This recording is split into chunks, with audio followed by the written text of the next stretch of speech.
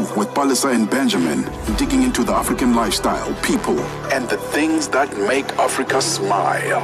12 till 1, Africa Update with Lulu Kabu, getting in-depth, powerful stories, and the perspective you won't hear anywhere else. The Upside, 1 till 4, live and real, with Tepuho Likweleni and Nompumelelo Ngubeni. Tame Ngubeni talks money, Africa in business, 4 till 5 p.m. 5 till 6, we put on a little bit more color. Vue d'Afrique with Joel Moteba. We go to East and Central Africa and find Darubinia Africa with I Am Shakif. Madapiri gives us some life. Zochi Tika, 7 till 8 p.m. Maria Mokumalo comes in 8 till 9. We get some Lucifer knowledge. Kalodiscopia. 9 till 10. We take a look in Africa and beyond. Africa World Hour with Sipiso Makwetla. And we close it up with some love. The Hotlines with Shailen Dikumana. 10 till 12 p.m. on Channel Africa. Across borders, across time zones. On air, online. This is Channel Africa. Africa has a voice, and that voice is Channel Africa. It keeps you in motion, speaking, singing, questioning, rising. Wake up with Rise and Shine, 6 till 9. Peter and Asanda, as they bring you breaking news, sharp analysis, and the voices that shape the day. At mid-morning, we get on the move with Palisa and Benjamin, digging into the African lifestyle, people, and the things that make Africa smile. 12 till 1, Africa Update with Lulu Kabu, getting in-depth, powerful stories, and the perspective you won't hear anywhere else.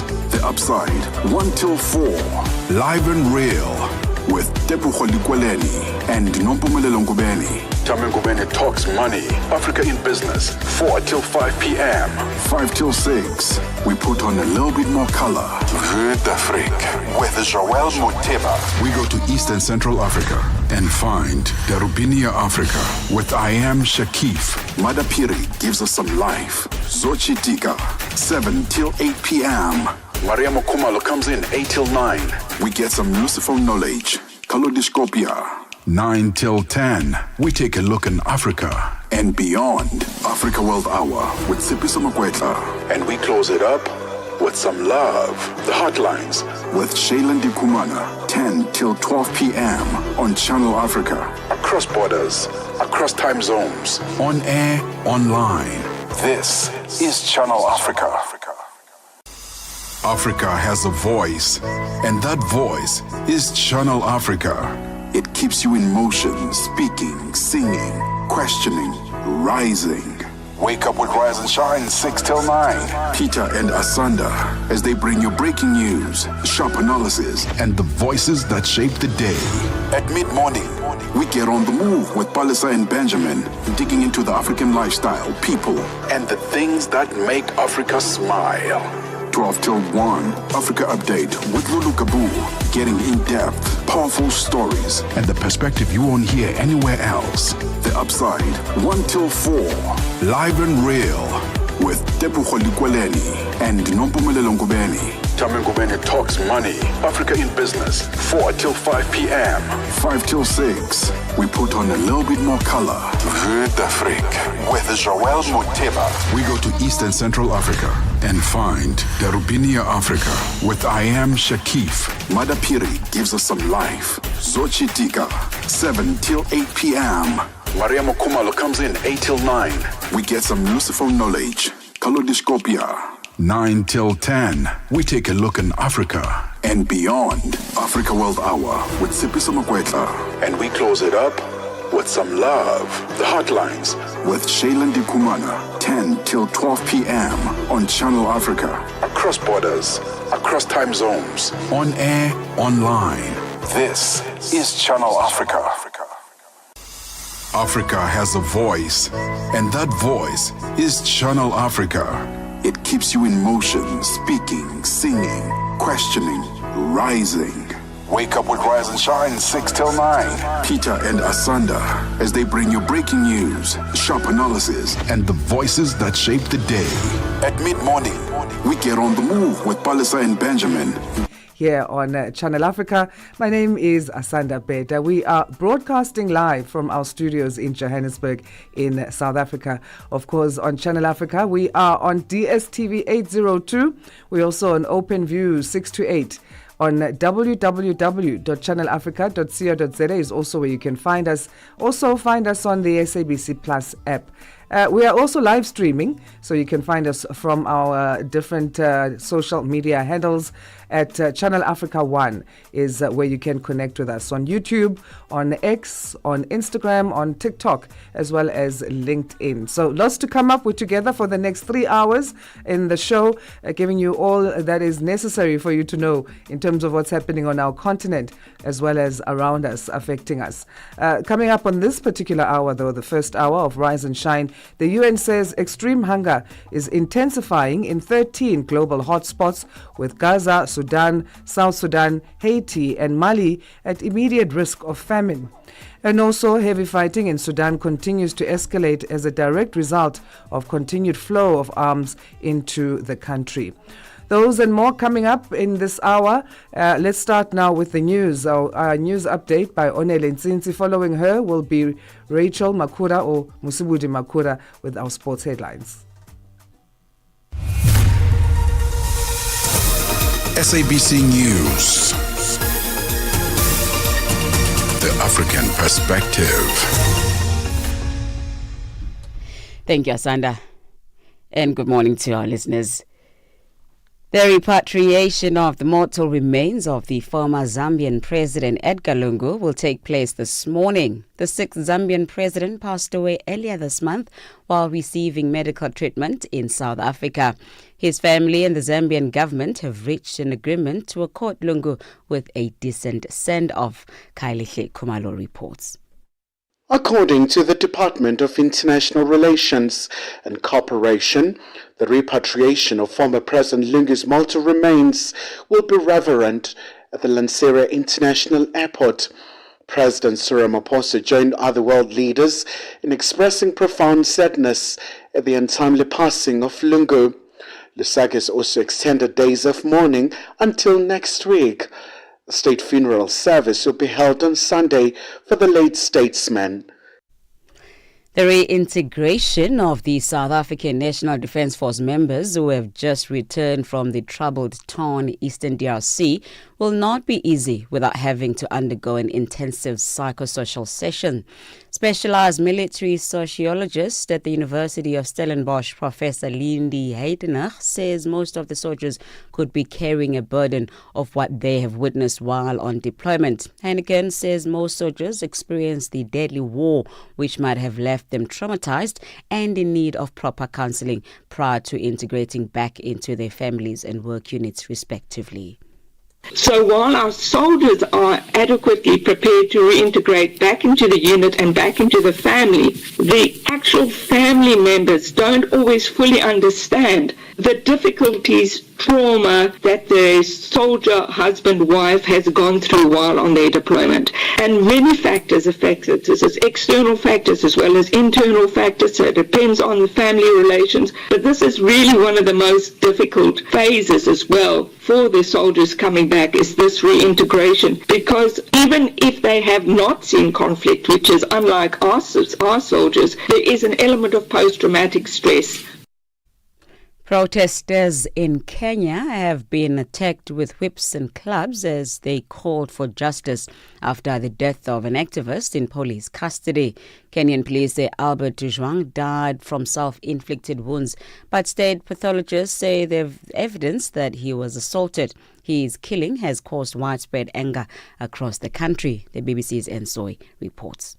There were pockets of violence in the center of Kenya's capital when groups of young men riding motorbikes and carrying whips and clubs attacked protesters. Videos have shown the men seemingly working side by side with police, who have fired tear gas to try and disrupt the demonstrations. The clashes came as dozens of protesters gathered to call for the sacking of the deputy chief of police. He made a complaint against a young teacher who was then arrested and later died in custody. A new joint United Nations report released by the World Food Programme and the Food Agriculture Organization has warned that people in 5 hunger hotspots around the world face extreme hunger. The WFP DRC spokesperson Shirley Takral says that the latest hunger hotspots report shows that Sudan, Palestine, South Sudan, Haiti and Mali are hotspots of highest concern. The statistics are just dreadful. Wasting 45 million, stunting 148 million, and children with obesity 37 million. So when you have got countries in the world, and again, there's a very small margin. I mean, Afghanistan's up there. You have got severe hunger in Sudan. 1 in 3 children suffer from acute malnutrition. In DRC, 1 in 4. So this is really troubling for humanitarian workers globally. Lastly, dozens of Palestinians have been killed in Gaza in yet another deadly incident surrounding aid distribution. Witnesses and rescuers say Israeli forces killed more than 51 people and injured over 200. The IDF has admitted it fired when a crowd approached in aid trucks that had got stuck. It said it regretted any harm to people. The BBC's Rushdie Abalouf explains. Thousands of people were gathered near a warehouse belonging to the WFP. Near to it is a community kitchen. People were gathering, huge crowd, as some of the people describe it to me. Were waiting to get the aid, and suddenly they said that there was an Israeli drone attack in the area, followed by Israeli tank. The place itself is about 400-500 meters from a village called Beni Suhaila, where Israelis are doing a big military operation for the last few weeks. Channel Africa News, I'm Onele Tsinzi. SABC News. The African Perspective. And coming up in your sports news this hour, Mamelodi Sundowns defeat South Korean side Ulsan HD 1-0 to open their FIFA Club World Cup campaign on a winning note. And the Proteas are set to touch down on home soil this after winning the World Test Championship. I'll have details of these and other stories at 6:30. Wake up, Africa. Peter Ndoro and Asanda Beda are here to help you rise and shine. Weekdays, 6 till 9 a.m. Central African Time. Only on Channel Africa. So every day after the news, we take a look in terms of what's happened in our continent that you may have missed, catching you up on those stories making headlines, and we call this the Africa Roundup. So today we start with Kenya, where a Kenyan police officer has been arrested over the shooting of an unarmed civilian on Tuesday during protests in the capital Nairobi, touched off by the death of a blogger in police custody. Rachel Judah has more. Police fired tear gas at protesters in the Kenyan capital on Tuesday. Elsewhere, demonstrators reported being attacked by throngs of unidentified motorcyclists trying to disperse them. In a post on X, Amnesty International Kenya referred to the presence of roughly 100 motorbikes, with 2 hooded passengers whipping protesters and members of the public. It is very shameful that the police were supposed to protect us. They are siding with the goons. That blames reverse psychology. Police, shame on you. Stop siding with the goons. Side with the citizens who pay your salary through our taxes. Yes. This man says he's a motorcycle rider in Nairobi's central business district. He claims riders have been offered money to beat demonstrators. The gunmen attacked after dark and chased farmer Fidelis Adidi away from the central Nigerian village of Yelwata. The next morning, he returned to find the charred remains of one of his 2 wives and 4 of his children. Charred bodies, destroyed homes and smoking grain. This is what Yelwata, a village in Nigeria's central Benue state, looks like after a brutal attack by unidentified gunmen over the weekend. At least 100 people were killed.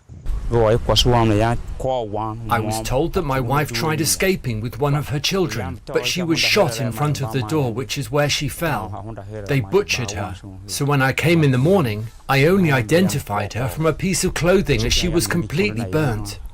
I picked her and the child that was with her, and went to bury them. I couldn't find the other 3 children because so many children were burnt beyond recognition, and I could not differentiate mine.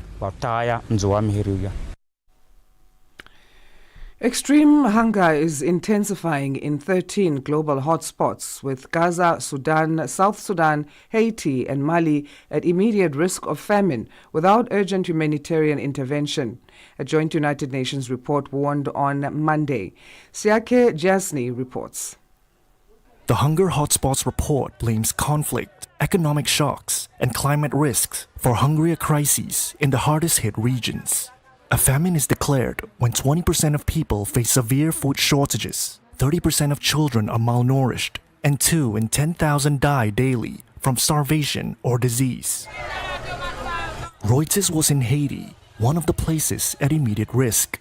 Gang violence has displaced thousands here, with more than 8,000 people facing severe hunger, according to the report. While trying to find food to feed her children, Renette tells Reuters how serious the hunger crisis is for her. The famine is hard in Port-au-Prince. I'm about to die. The kids are about to die. I have nobody. I have no one to call. Since this morning, I haven't given them anything yet. And finally, data shared with the BBC by World Tennis's governing body and other agencies involved in the sport has revealed that last year, angry gamblers were responsible for around 40% of detected online abuse aimed at players. Female stars, in particular, have reported increasing volumes of digital abuse. The British player Katie Bolter said that she had been targeted on numerous occasions. The BBC's Laura Scott has more details. Bolter said it's hard to differentiate between serious threats and baseless ones. She said, you really don't know if this person is on site, if they're nearby, or if they know where you live. During 2024, 458 tennis players received thousands of abusive, violent, or threatening public messages. The tennis authorities are now calling on the gambling industry to help tackle the issue. The Betting and Gaming Council said social media companies need to take swift action against users. That's how we come to the end of today's Africa Roundup. Zochitika ndi madapiri kamlondola wazochitika pena paliponse. Nduna wa zamalonda ku Malawi waletsa kampani yopanga shuga ya Irovo yomwe ndi nthambi ya Irovo Sugar Group Limited kuti isiye kutumiza shuga ku maiko akunja. Malingana ndi nduna ya zamalonda Vitumbuko Mumba, izi zithandiza kuti shuga yemwe yakusowa pamsika azipezeka. Ndiye pano ndili ndi George Muhangu amene ali mu mzinda wa Blantyre mu dziko la Malawi. Chimene chikupangitsa kuti shuga azisowa ndi chani? Chomwe chikupangitsa kuti shuga azisowa ndichonena kuti panopo ili ngati off season ya makampani a Irovo Sugar Malawi kunena kuti sakutha kupanga shugayi okwanira chifukwa akukolola. Ndiye akamaliza kukolola pameneno atayambeno sopano kugaya shugayi kuti azipezeka. Chinanso ndichonena kuti ma distributors amene akumakagula shuga kaya ndi ku Irovo kaya ndi kusalima shuga akumagulisa ku maiko akunja ngati Zambia, Zimbabwe, Tanzania, Mozambique. Zochitika ndi madapiri lolemba mpaka lachisanu pa nthawi ya 7 koloko kufikira 8 koloko madzulo pa Channel Africa. Get Channel Africa on DSTV Audio Bouquet. Channel 802. Heavy fighting in Sudan continues to escalate as a direct result of the continued flow of arms into the country, meaning that the war is far from over. This is according to top independent human rights investigators. In an update on the emergency in the Northeast African nation, the Independent International Fact-Finding Mission for the Sudan highlighted the increased use of heavy weaponry in populated areas and a sharp rise in sexual violence. Tutongo Beni has the report. The ongoing civil war that erupted in Sudan since April 2023 between the Sudanese army led by Abdel Fattah al-Burhan and the signatories of the Juba Peace Agreement who believe they are being denied their fair share of the country's economic resources. At the heart of the dispute is the fierce competition over control of the Ministry of Minerals, which manages Sudan's vast wealth in gold and oil. In an update on the emergency in the Northeast African nation, the Independent International Fact-Finding Mission for Sudan highlighted the increased use of heavy weaponry in populated areas and a sharp rise in sexual violence. Expert member of the Fact-Finding Mission, Joy Ngozi Ezelo, says many Sudanese are dying due to hunger. Many Sudanese are dying from hunger, and especially those who have been detained. And in detention, they are dying, and the millions affected by absolute hunger is increasing by the day. Ezelo urged all states to respect and enforce the arms embargo of the United Nations Security Council Resolution 1556. In terms of international responsibility, we urge all states to respect and enforce the arms embargo under United Nations Security Council Resolution 1556. Chair of the fact-finding mission, Mohammed Chande Othman, emphasized the direct link between the flow of arms in Sudan, armed hostilities, and the resulting violence amounting to violations of the international humanitarian law. There is a direct link between the flow of arms in Sudan, armed hostilities, and the resulting violence amounting to violations of international humanitarian law and human rights violations. Now we know the kind of arms that are being used: heavy artillery, modern warfare, drones, and in fact they have escalated. Meanwhile, fellow investigator Mona Rishmawi insisted that testimonies gathered pointed to both sides continuing to commit war crimes, a reference to the Sudanese Armed Forces and the Rapid Support Forces, RSF, which turned on each other in April 2023 following a breakdown in transition to civilian rule. Both sides are committing war crimes. We didn't say that SAF did not commit. We actually think SAF, particularly the bombardment and the shelling, indicate war crimes as well as torture. Condemning the bombing of a United Nations aid convoy in Al-Qoma en route to El Fisher on the 2nd of June that killed 5 staff members, the fact-finding mission added that the RSF had shelled the Saudi hospital in El Fisher a dozen times, which Rishmawi says this has an impact on famine in the country. The attack on these humanitarian workers and human rights defenders is really crippling the delivery of aid in a lot of these communities. It has impact on starvation, it has impact on famine, it has impact on access to basic things like food, like the kitchens that they actually organize. In their latest update to the Human Rights Council, the investigators documented a sharp rise in sexual and gender-based violence, with women and girls subjected to rape, gang rape, abduction, sexual slavery, and forced marriage, mostly in RSF-controlled displacement camps. For Channel Africa News, I am Tutongo Beni in Johannesburg. Africa, meet Abedi. Yeah, that's me. Abedi is a music lover through and through. I really love African music. He's got a taste for all kinds of tunes and spends his days listening to Channel Africa. Guess what? He didn't know. Okay. Channel Africa wants to help Abedi and all music lovers everywhere to discover even more incredible music. That is why Channel Africa is calling on all African musicians to submit their music. Musicians, remember to give us all your relevant information. Make your submissions at music@channelafrica.co.za. Submissions are your chance to be heard on radio. But sadly, they do not guarantee that you'll be playlisted. All submissions will be carefully reviewed to see if they meet our station's requirement. Channel Africa, the African perspective. Mornings made better with Peter and Asanda on Rise and Shine, weekdays 6 till 9 Central African Time on Channel Africa. It's 6:20 Central African time. Let's take a look at this story now. The G7 summit, which was held in Canada, has brought together global leaders to address pressing global challenges. These include economic recovery, climate change, and development financing. Professor Ian Phimister, head of development finance at the Stellenbosch Business School, unpacks the summit's outcomes and their implications for development. The G7 and also the G20 are very important in terms of framing the climate change discussions, particularly in sort of world where the US is now being rather disruptive in those discussions.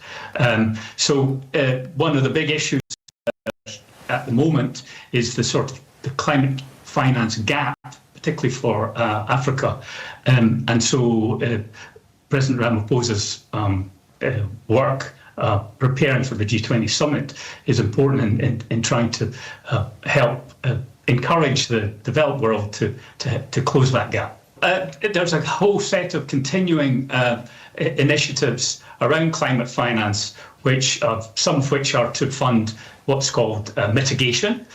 So that's reducing emissions. So that links to the issues around the transition from coal to a more renewable-based energy system, say in South Africa, but also around, which is much more important for Africa in general, is around what's called adaptation, because in the end, Africa, South Africa included, we are not the causes of climate change, but the consequences are going to hit most hard in Africa. So there's a lot of a need for money and finance for adaptation. One needs primarily is more finance. So as I mentioned, there's this big climate finance gap. There's been lots of promises over the last 20 years, 10, 15, 20 years from the developed world, which they haven't necessarily fulfilled.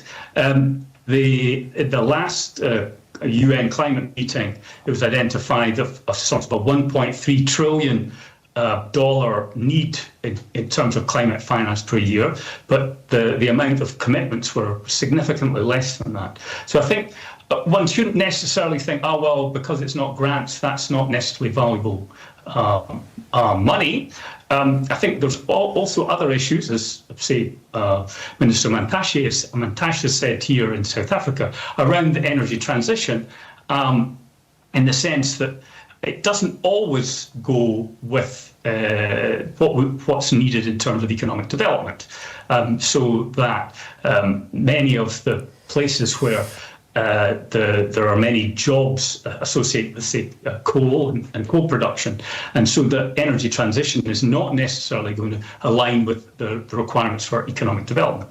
Well, I think the key is perhaps to point out that there are trade-offs, right? So there are many trade-offs between the goals of governments, and that governments have different national interests, and we see that particularly now in terms of the US's behaviour in terms of climate change, and that we need to recognise that, and governments need to be clear about their national interests. So in terms of energy security, the way it's wrapped up in the G20 and the G7, it sounds as if there's only one policy goal there, but actually there's at least three, and therefore one needs more than one instrument, economic interest. If you imagine you've got two targets and you've only got one arrow, it's going to be very difficult to hit both targets. So you need to understand that there are trade-offs, and we need to be focused on balancing those trade-offs as well as best we can.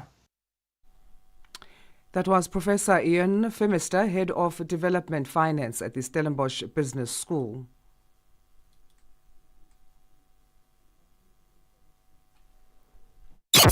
Mornings made better with Peter and Asanda on Rise and Shine, weekdays 6 till 9 Central African Time on Channel Africa. There have been calls for a ceasefire as tensions between Israel and Iran continue to escalate. This comes after Israel launched an attack on Iran last Friday in a bid to knock out its nuclear program. Iran retaliated with aerial attacks targeting Israel. In Iran, at least 224 people have been killed since hostilities began, while in Israel, 24 people have been killed. Meanwhile, world leaders attending the G7 have called for a de-escalation of the conflict, citing that Iran was a source of instability and that Israel has the right to defend itself. Bonolo Maribe has more.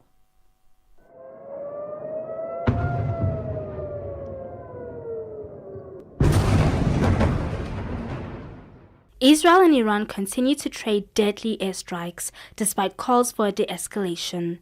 Iran's UN ambassador, Amir Saeed Iravani, insists that the country acted in self-defense. The Israeli regime has once again demonstrated that it is the foremost enemy of truth.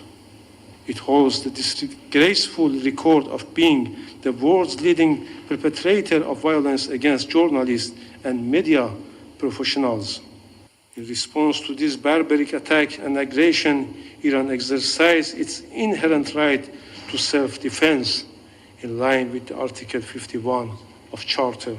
Our response was defensive, targeted, and proportionate. On the margins of the G7 summit in Canada, French President Emmanuel Macron talked about the possibility of a ceasefire. There is an offer that has been made, especially to have a ceasefire and to initiate broader discussions. And I think this is a very good thing. However, Israeli Prime Minister Benjamin Netanyahu says that Israel has to remove any threat posed by Iran by any means possible. We had the peace talks. We gave it a chance.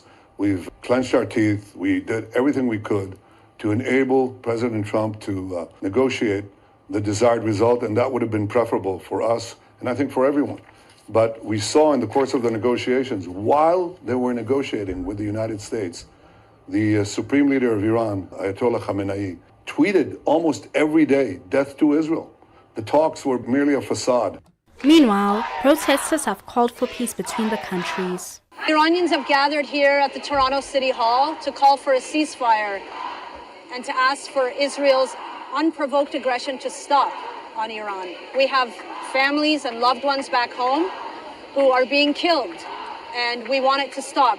We've seen what has happened in Gaza, in Lebanon, and we don't want the same thing to happen to Iran. And as much as they've said that they're not hitting civilian targets, civilians are being hit. Unfortunately, what happens during war is that the truth starts getting a bit lost.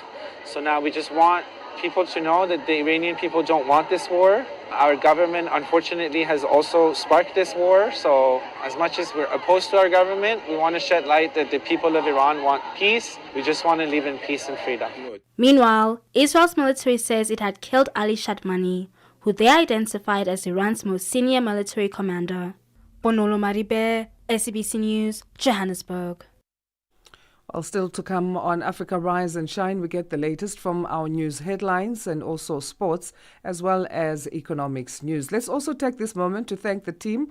On our production team is Tagazelo today.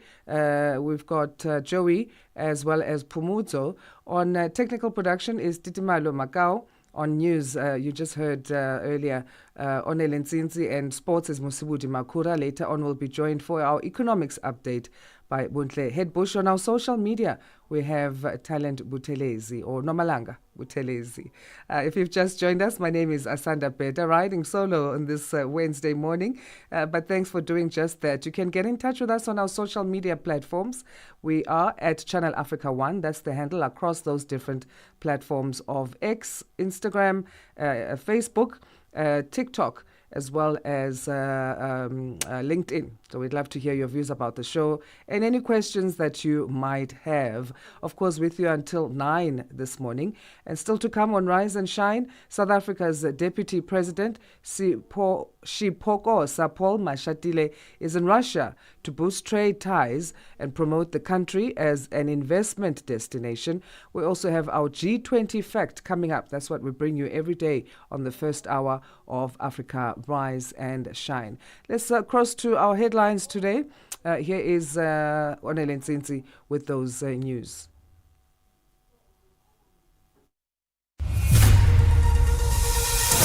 SABC News. Headlines. The African perspective.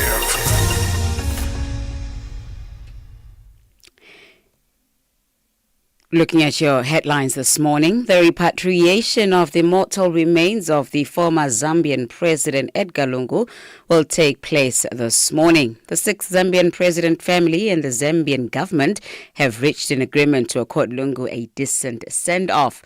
The fifth cohort of the South African National Defence Force members returning from the SADC peacekeeping mission in the Democratic Republic of Congo is expected to arrive tomorrow. This is part of the ongoing phased withdrawal from the SADC peacekeeping mission in the Eastern DRC. And dozens of flights to and from the Indonesian island of Bali have been cancelled. This after one of the region's most active volcanoes have begun erupting. Channel Africa News, I am Onele Nzinzi. SABC News. Headlines. The African perspective. Now let's check in with our sports news. Here's Musibudi Makura with our first full update. Sports on Channel Africa. The African perspective.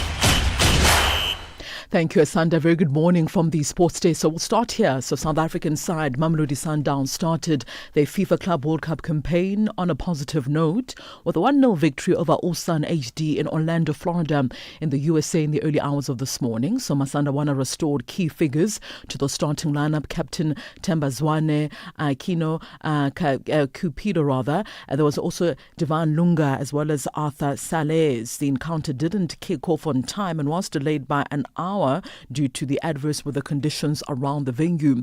Now, when the clash eventually did get underway, Sundowns were fortunate not to go behind 8 minutes in when Eric fired narrowly over the top corner following a first-time cross right of the area. Masana Wana made a breakthrough on the half-hour mark through Ikram Reyners from a corner, but it was disallowed by the video assistant referee as the forward used his hand en route to scoring. Reyners got his reward 5 minutes later as he beat the offside trap to get on to Lucas Ribeiro's through pass and side-footed into the bottom corner. The forward then netted again 2 minutes later when he got space wide of the area and tucked in another through ball from Ribeiro, but it was also disallowed because of offside and was ruled offside by VAR. So Sundowns currently lead, or rather they lead, should I say, came under a lot of threat a minute to half-time, and they needed a last gaps goal line clearance from Lunga to remain in the clear with Ronan Williams off his line. So that win taking Mamelodi Sundowns top of Group F on 3 points, currently leading this group. This follows a goalless draw between Fluminense as well as Borussia Dortmund in the other Group F game that took place yesterday. While Chelsea legend as well as former Nigerian national team captain John Obi Mikel says African football will be one of the biggest winners at this year's FIFA Club World Cup currently underway in the USA. Now, the expanded Club World Cup has 4 African representatives, and unlike the previous version, they got to play against opposition from Europe as well as South America from the group stages. So Mikel, the man who captained the Super Eagles to the Africa Cup of Nations title back in 2013, right here in South Africa, believes that this tournament brings new hope for African football as well as clubs. It's amazing. It's amazing. I mean, that's something pretty special. That will be special for clubs, from Africa to be able to experience this tournament and to live it and see what we in Africa where we can get to if we can just get ours. I don't want to say the word, but get our heads right and make sure we improve the game in the right way and get the right people to run the game. Right, so Africa's most successful football club, Al Ahly, were held to a goalless draw by Lionel Messi's Inter Miami in the opening game of this competition over the weekend, while Elias Mokwane's Esperance de Tunis lost to Brazilia's Flamengo side by 2-0. Mikel sounds confident about African teams at this year's tournament. I'm pretty happy that FIFA is doing this so that we can see in Africa, we can see where we can get to, or the standards where we can be able to get to. So it would be special. I hope I hope that the African teams are ready for it, because I mean, obviously, it's going to be quite difficult to play against the biggest teams in the world. So, but we're always up for it. Africans, we always find the way to win. So I'm sure we'll be there to try to compete. Right, so the good news is, of course, is that Mamelodi Sundowns are the first African side to win a game at this year's competition. Wydad Casablanca will be in action later on today in their first match at the FIFA Club World Cup. Onto this now, the Football Kenya Federation, FKF, are considering reducing the number of teams in top flight to 16 beginning in the 2026-2027 season.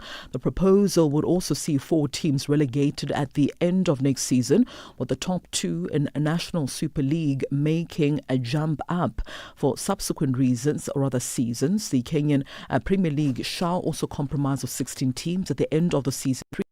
Will then be automatically relegated to the second tier, our proposal indicates. Furthermore, FKF are also proposing a split of the National Soccer League into 2 zones of 12 teams for next season. The second tier would also consist of about 28 teams of 14 in each zone, with 3 to be promoted to the Premier League at the end of the season. On the other hand, the third tier will be renamed the Kenyan Conference League and will comprise of 64 clubs segmented into 4 zones: Eastern, Western, Southern, as well as the Northern conferences. The top teams in each zone will earn promotion to the NSL, whereas the second place finishers will then face off to determine the additional 2 teams. And finally, it's the day South African cricket fans have dreamt about for decades. So the Proteas will touch down finally at the OR Tambo International Airport as winners of a major ICC trophy. This after years of falling short in all formats of the game. Now they bring home the ICC World Test Championship maize with them after their historic win over Australia at Lord's over the weekend. Coach Shukri Conrad, as the captain of the side, Themba Bavuma, and the class of 2025 have succeeded where many Proteas teams have failed. So that plane is expected to land at 9:25 a.m. Central African time, where the team will be welcomed by a number of dignitaries, including the Minister of Sports, Gayton McKenzie, and we are hoping to see a full house at the OR Tambo International Airport. The Kings of Tests returning home later on this morning. And that's a wrap from the Sports Desk at the Sawa. For any sports stories you'd like to share with us, simply send us an email to newsroom@channelafrica.co.za or give us a call on +27 11714 4459. For Channel Africa Sport, I am Musibudi Makura. Sports on Channel Africa. The African perspective. Africa. It's time to plug into the heartbeat of the continent. Tune in to Channel Africa, your go-to radio station that broadcasts in 5 different languages. L'Afrique du Sud célèbre la journée nationale. Kabla hujaitwa kwa jina la Double K, or more of our forests have been destroyed. Tamo kutuli branchi ndi Partido Africano da Independência da Guiné. See, Channel Africa represents every corner of this amazing land. From Lagos to Cape Town, Nairobi to Dakar, we've got you covered with the freshest news, music, and cultures. So, turn up the volume, feel the rhythm.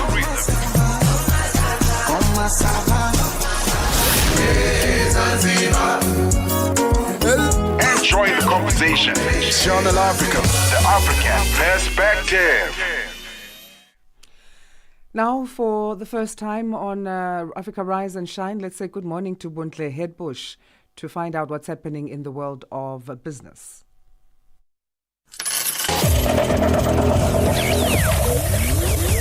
Business news on Channel Africa, the African perspective. Thank you very much, Asanda, and a very good morning to our listeners. In our first look at the business news this morning, Mali has begun the construction of a new 200-ton capacity Russia-backed gold refinery. Mali's interim president, Assimi Goïta, says the facility, in which Mali has a controlling stake, will be built in partnership with Russia's Yadran Group and a Swiss investment company, and will take the country closer to asserting control over its natural resources. This comes after Goïta announced last year that all mining companies in Mali would be required to process their gold domestically under a revised mining code. South Africa will continue to work with other African countries in its efforts to achieve an effective energy transition. This was highlighted by Minister of Electricity and Energy, Dr. Ndoro in Cape Town.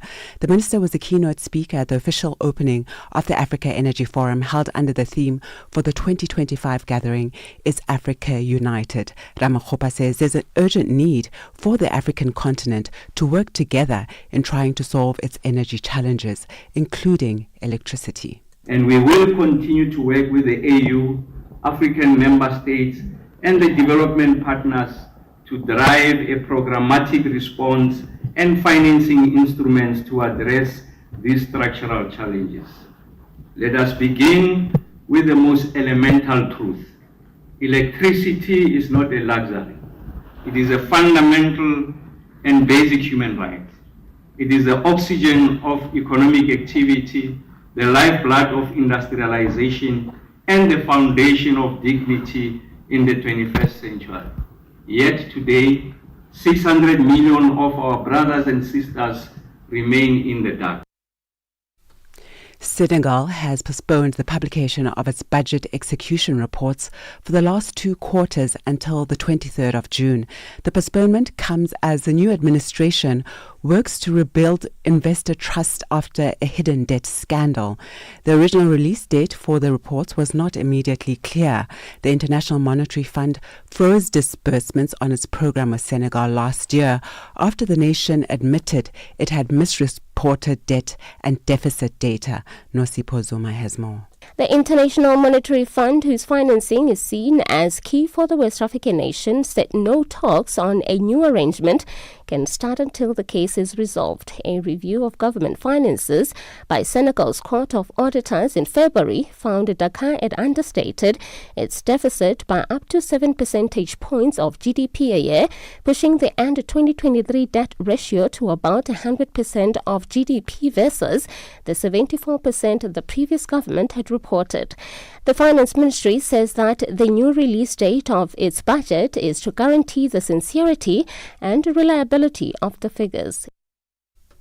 Kenya's Parliamentary Finance Committee has rejected a proposal to grant the country's revenue authority unrestricted access to taxpayers' data, citing privacy concerns and constitutional safeguards. According to a report published late on Monday, the provision included in this year's finance bill drew public backlash over alleged privacy violations. The committee says that current laws already allow the Kenya Revenue Authority to access financial data with a court warrant, rendering the proposal unnecessary. Nhlanhla Mahlangu has more. Kenya's Finance Minister John Mbadi has defended the measure, saying it would help curb tax evasion, particularly by wealthy individuals exploiting legal protections to conceal financial information. Mbadi was not immediately available to comment on the committee's decision. President William Ruto's government has been trying to increase tax collection to help keep up with the growing debt repayments.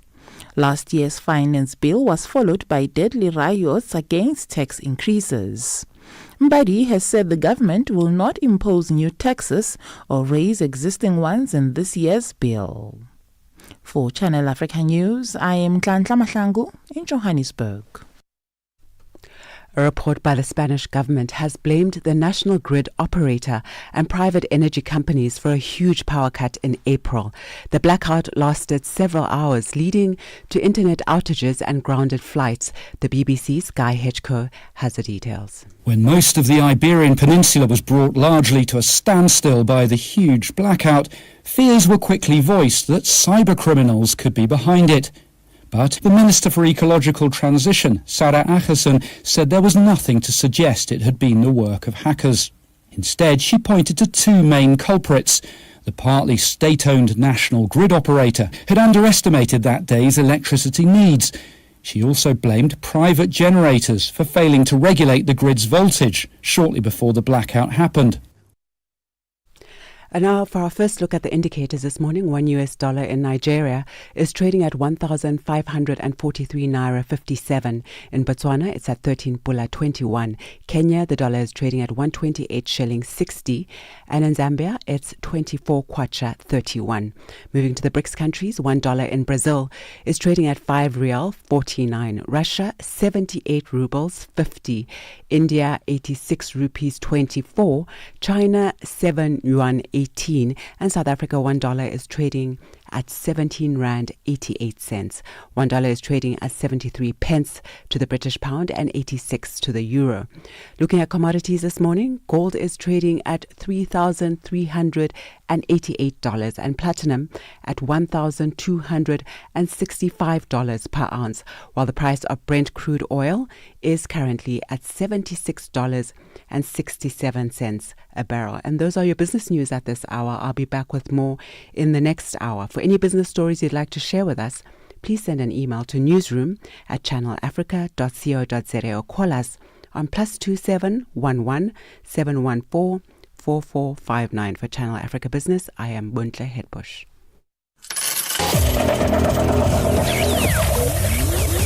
Business news on Channel Africa. The African perspective. G20 in Africa, exclusive to Channel Africa. So our G20 fact for this morning, did you know that the G20 does not have a permanent secretariat or staff? Instead, the G20 presidency rotates annually among the members and is selected from a different regional grouping of countries. The 19 member countries are therefore divided up into 5 groups, comprising a maximum of 4 countries each. Most of the groups are formed on a regional basis, that is, countries from the same region are usually put in the same group. Only Group 1, which consists of Australia, Canada, Saudi Arabia and the United States, and Group 2, which consists of India, Russia, South Africa and Turkey, do not follow this pattern. Group 3 includes Argentina, Brazil and Mexico. Group 4 includes France, Germany, Italy and the United Kingdom. And Group 5 includes China, Indonesia, Japan, and the Republic of Korea. And that's our G20 fact for this Wednesday morning. G20 in Africa, exclusive to Channel Africa.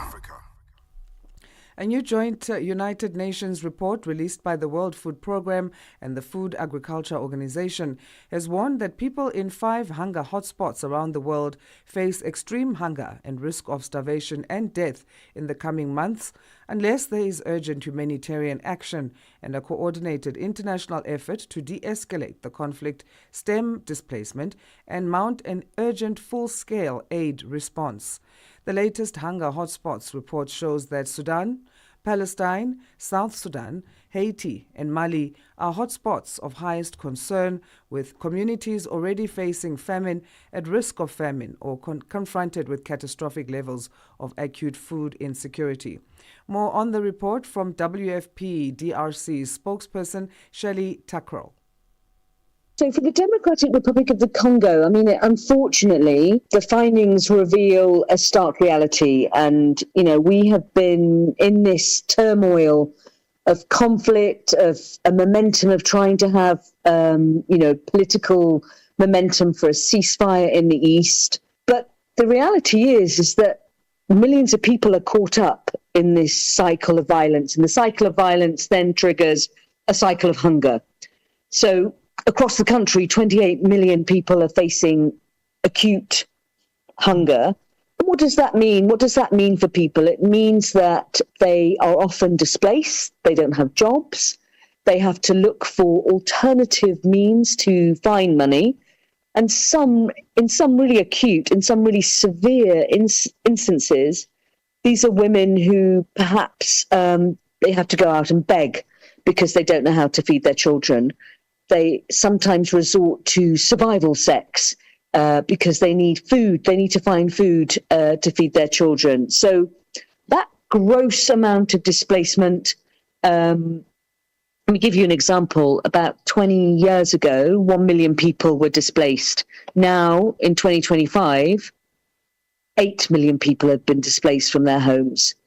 and the majority are from the east, and many of them several times, multiple times, where they're, because of the fight for the land and because of this kind of ongoing conflict, which has just consumed generations. There are generations of people who just don't know any different.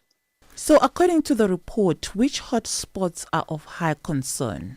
So I can speak for the DRC. There are other countries in the hunger hotspot report which you are referring to, and that's Sudan, Palestine, South Sudan, Haiti, Mali. But we have a situation in the world right now in 2025 where 343 million people are hungry. Of those, malnutrition, children who are suffering from poor nutrition, 33 million. And, the statistics are they're just dreadful. Wasting 45 million, stunting 148 million, and children with obesity, 37 million.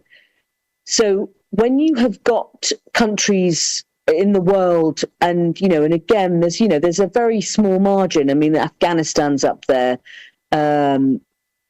You have got severe hunger.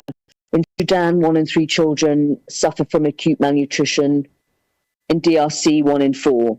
So, this is really troubling for humanitarian workers globally, but more so in the DRC, because we always think of the DRC as it's a very complex country, it's a very difficult country, but it's a country of enormous opportunity. There's fertility here, plants grow, vegetables grow, but when you are embroiled in this conflict, which is just consuming people's lives, really poor infrastructure, and it's almost ignored because of resources and funding opportunities, and that just aggravates the issue. That just makes it even more difficult for people to recover from this, cycle of false hope, because they don't know whether or not, they will recover, and will they one day be able to, live in a peaceful, food secure country, a food secure world. What is your appeal then? What is it that you are calling for? Honestly, we really need for stability to happen, because stability in DRC means stability for the region, because this is also now when you're seeing the conflict affecting families who are tipping into Uganda, Rwanda, Burundi, when you've got refugees who are just fleeing into, in different directions. So we need a ceasefire. We need peace.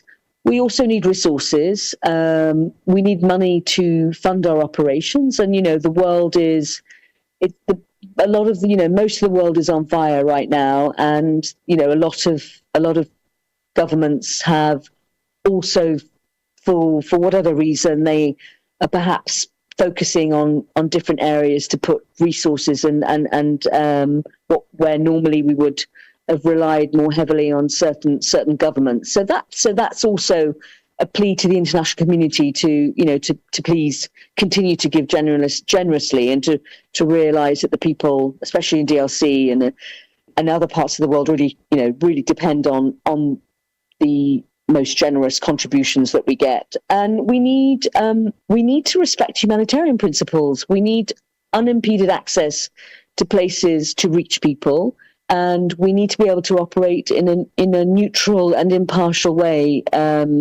as the United Nations and NGOs and other partners, so that we know how to do our job. We know how to deliver food respectfully, with dignity, decency, and we need to be able to do that. We need to be able to give people, and especially these women and these children, hope for a better future.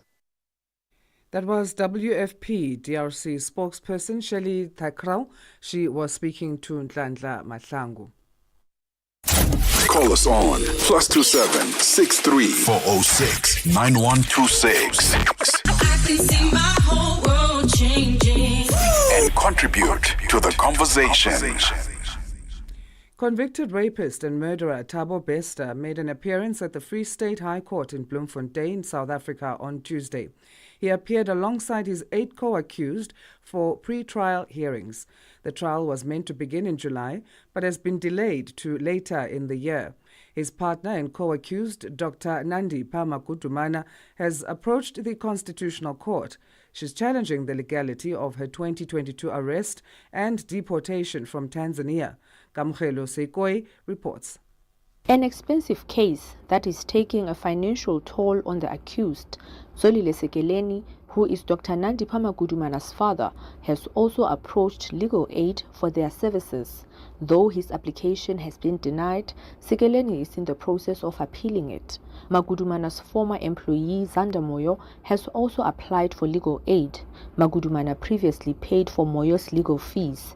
The state prosecutor advocate Amanda Beda says there are still documents that have not been collected. Legal analyst Dikeledi Sinakomu emphasizes that court documents are expensive. Remember, this is an expensive case. It has the attorneys, it has the advocates, it has so many documents and evidence that has to be presented. We even heard today that the advocate of NPA, Ms. Beda, she explained that there are so many other documents that has not been collected by the attorneys of the accused because they have to pay first the NPA before they get those documents. So it shows that there's going to be a lot of a struggle based on the finances of the accused. Sinakomu says Beda might also approach legal aid as he has failed to pay his legal fees. All the accused except for Beda and Magudumana will be represented by Legal Aid South Africa. If we remember, the previous attorneys also they have a serious problem based on the finishing of the funds. Now we realize that we might, or we anticipate that we might see Mr. Beda at the end of the day will opt for legal aid representative like the other accused that's appointed legal aid for today. Magudumana's legal representative, Machini Mutlou, says they are ready and will continue with the trial pending their application for leave to appeal in the Constitutional Court. Magudumana seeks to appeal the decision by the Supreme Court of Appeal to dismiss her bid to challenge the procedure to return her to the country from Tanzania. Mutlou elaborates.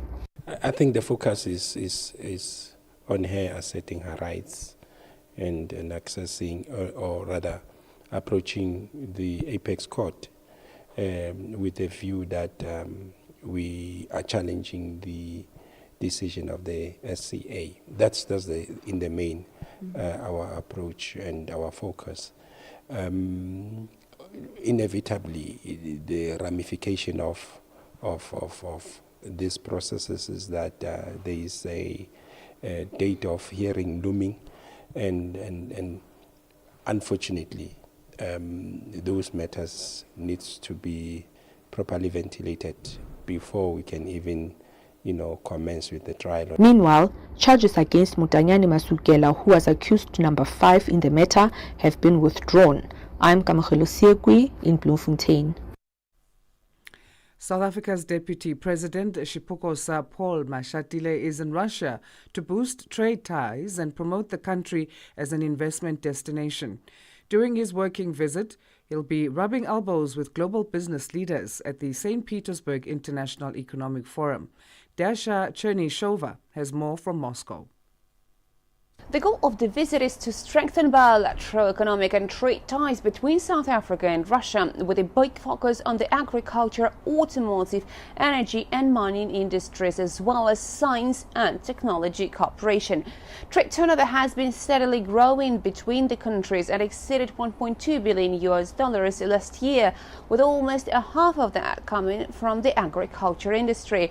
Moscow has been expanding its ties with its non-Western partners, and South Africa is interested in exporting more to Russia.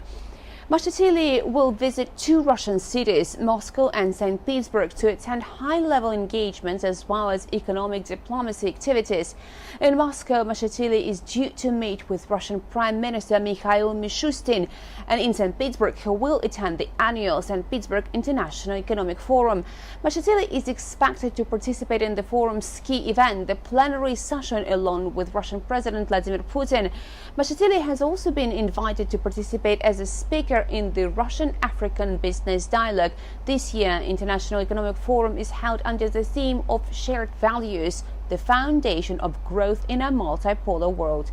On the sidelines of the forum, Deputy President is scheduled to deliver a public lecture at the St. Petersburg State University called South Africa's G20 Presidency in a rapidly changing geopolitical environment.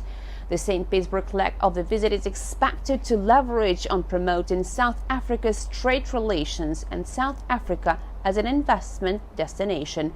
Dasha Chirneshova, SABC News, Moscow.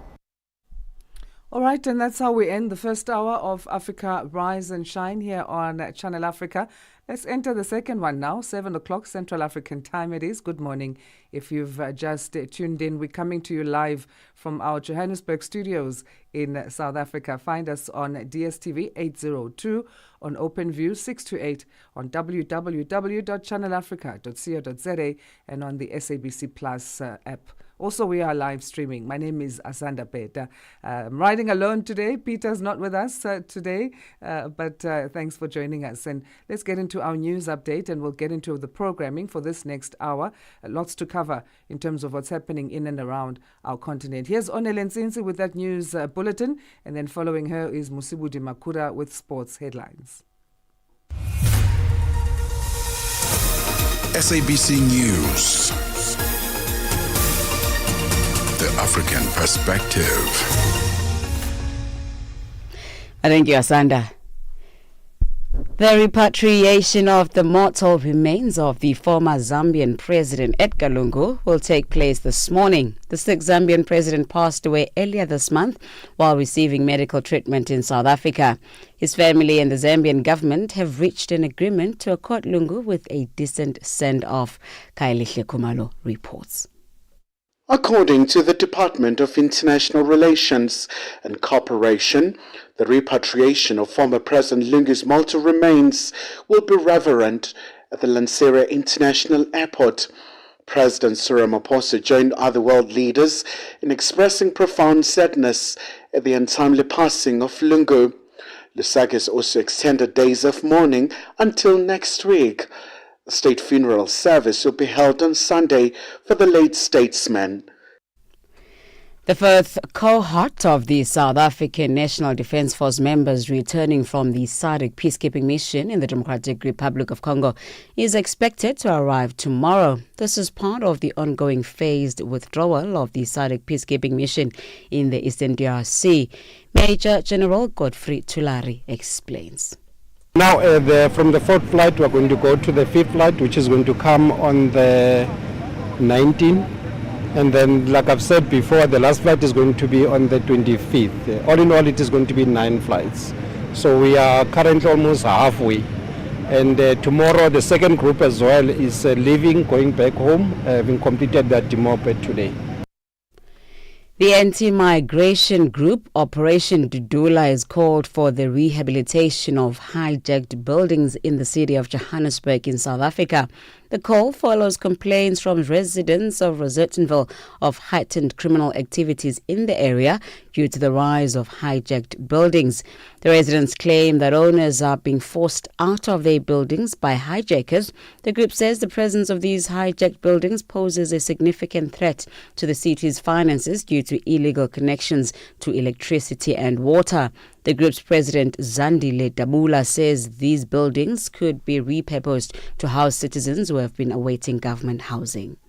We've been in communication with the office of the mayor, even the JPC, because some of these properties belong to them, and also the housing department, to say that we have always suggested that these hijacked properties are turned into RDP houses because there's a long list of people waiting for their RDP homes since 1996. Let them convert them into RDP homes and they will know who lives in those houses, and people will pay services, even if it's a flat rate. Protesters in Kenya have been attacked with whips and clubs as they called for justice after the death of an activist in police custody. Kenyan police say Albert Zhuang died from self-inflicted wounds, but state pathologists say there's evidence he was assaulted. His killing has caused widespread anger across the country, the BBC's Ensoi reports. There were pockets of violence in the center of Kenya's capital when groups of young men riding motorbikes and carrying whips and clubs attacked protesters. Videos have shown the men seemingly working side by side with police, who have fired tear gas to try and disrupt the demonstrations.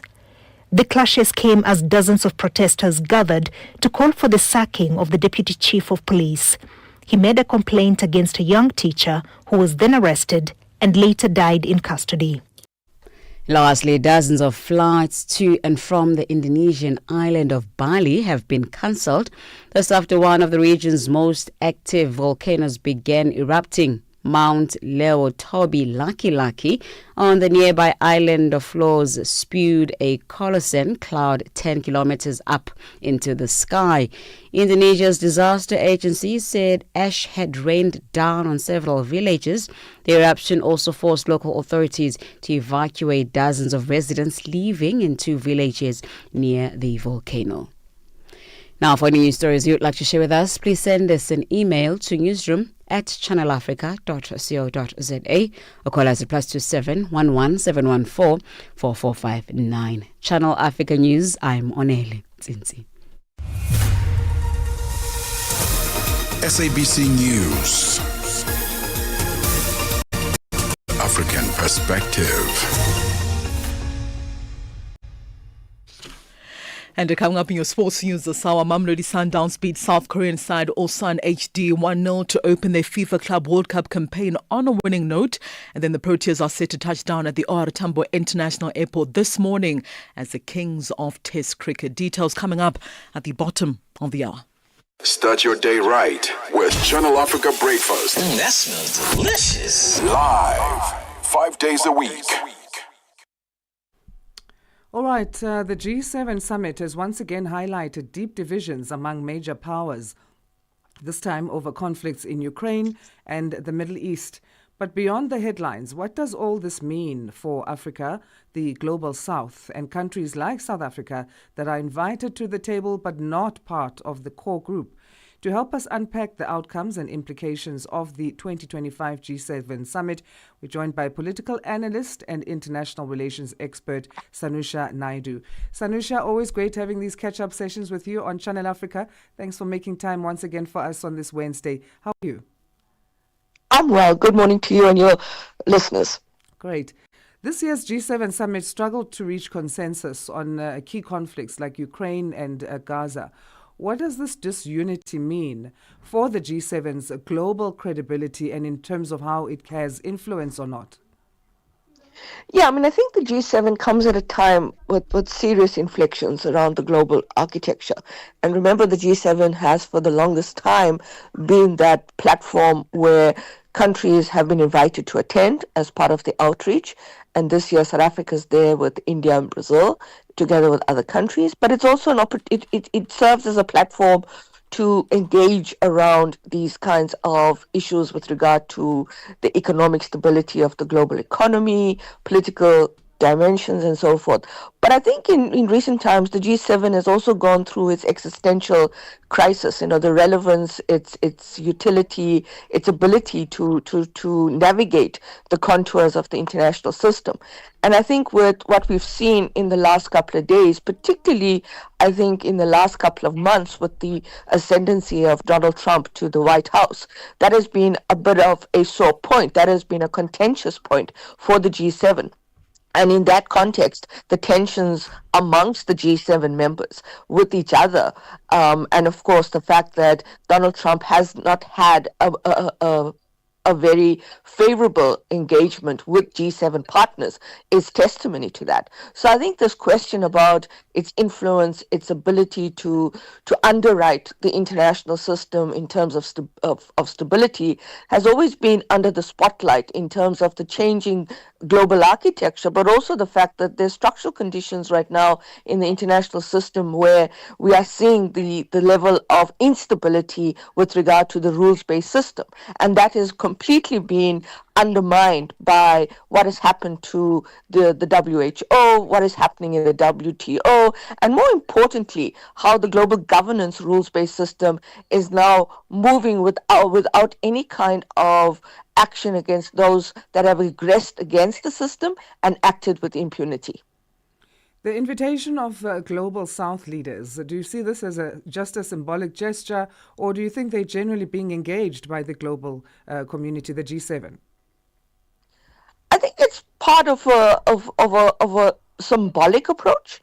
In some way, it's ceremonial, but it's also this question of trying to find the traction between the G7 and the Global South. So this year you had the Troika or the IPSA countries there, India, Brazil, South Africa, and they play a critical role in the Global South in terms of development, in terms of political architecture, in terms of economic development, and so forth. So I think in that context, it's about understanding how cooperation can be further enhanced in this kind of fluidity of an unpredictable global order, but also the uncertainty and vulnerability of this international system, given where we are now and the impact that we are seeing in terms of the undermining of certain of the global architecture and the institutional dimensions of this global architecture. So I think it's can be seen as symbolic, but I think the real challenge is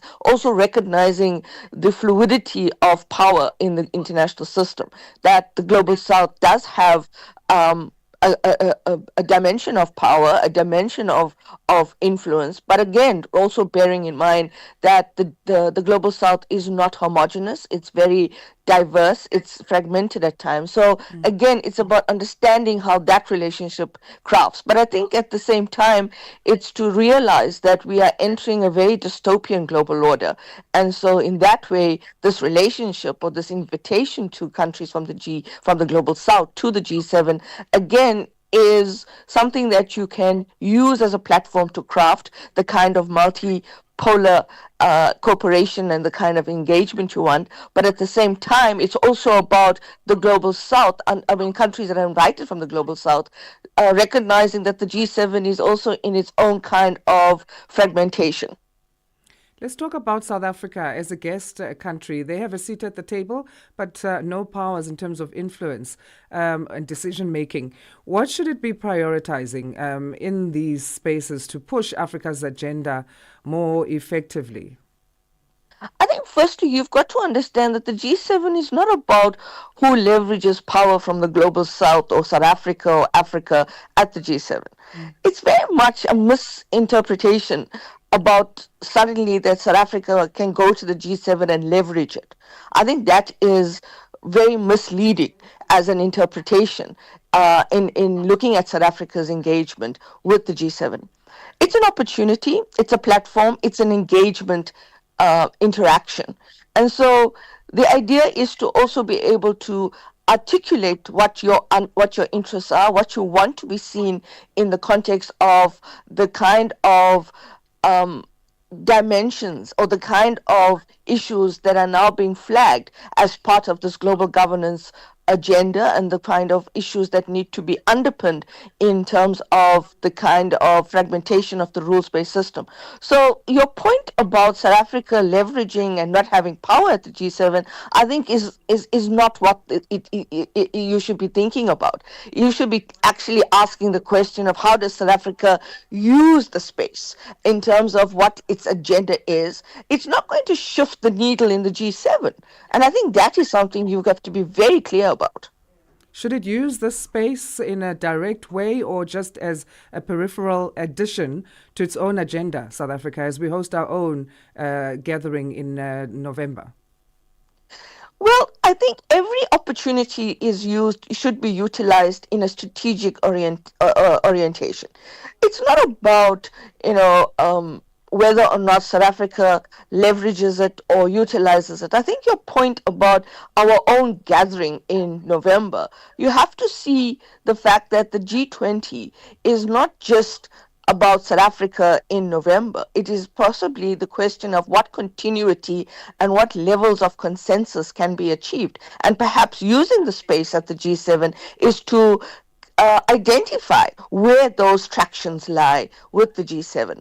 And of course, the challenge for many countries right now is that, if you follow the Gramscian quote, the old is dying and the new is yet to be born, we're in a very, very interesting tipping point in the international system where there is this question about this post-liberal global order, where you are seeing a lot of the narrative where people or where actors are trying to find a space to fit the narrative again, or to tinker with the liberal order or the global order and to move it forward. But the challenge right now is that there is not enough kind of underwriting of that system. And so we're kind of looking at what will be this kind of new that's going to be born. And that is the scary part. So if South Africa is able to utilize that together with its agenda in terms of what its strategic priorities are, both at the national interest, but also in terms of its broader global orientation, then yes, it should do that. But again, the challenge is not to see the G7 as only the center of the world. I think we've got to recognize that we have now entered into a much more fragmented global architecture. On that point of the kind of new that needs to be born, in your view, are sanctions still relevant in today's fragmented world? We talk of sanctions against Russia and Iran that the G7 has reaffirmed despite limited results. Are sanctions still a useful tool in today's fragmented world, or just political messaging? Well, I think it depends, in terms of the context that the sanctions are using. We have seen that sanctions haven't really found their traction. The utility has not had the kind of value proposition that the intention of what sanctions are supposed to do has not done.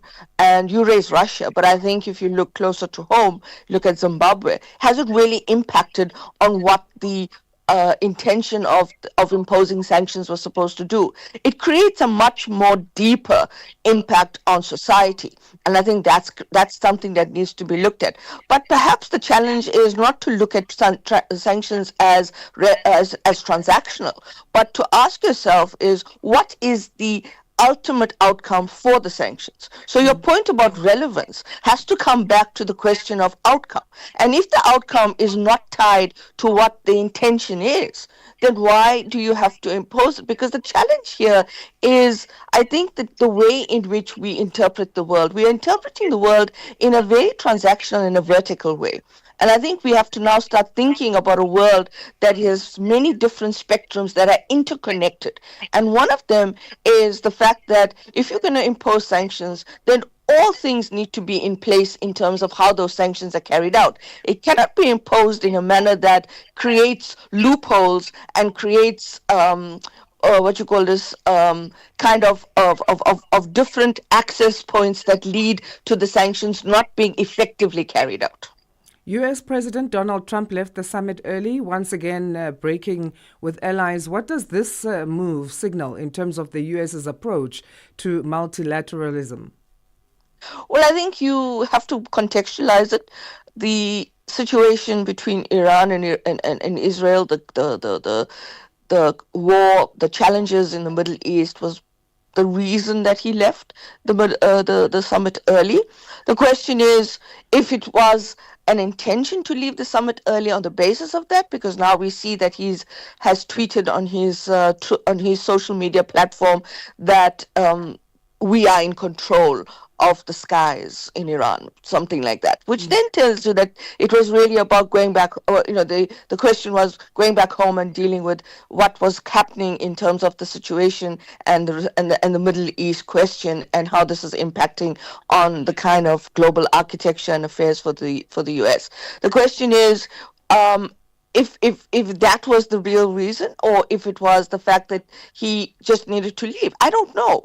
But what it does say that on the one hand, that foreign policy for the U.S. is highly centralized in the Oval Office. It seems as if that it's changing by the minute, by the hour, and that for me tells me that this question about multilateralism, I think they've been very clear that the U.S. looks at multilateralism as the U.S. first, and then and then everything else. So I think that answers your question if you've just been following the whole trajectory of US foreign policy since Trump came into office in January of this year, and how that has been addressed in terms of the policies towards countries, even policies towards partners in the G7 like Canada, also saying to the UK, to Europe, that this is something that that he doesn't really feel that Europe is being more and more engaging with the US. But then on the sidelines of the G7, signing the executive order with UK on trade. So that tells you how this is being positioned in the US foreign policy architecture. Let's leave it there for today. Thanking you again for your time, Sanusha. You're welcome. Take care.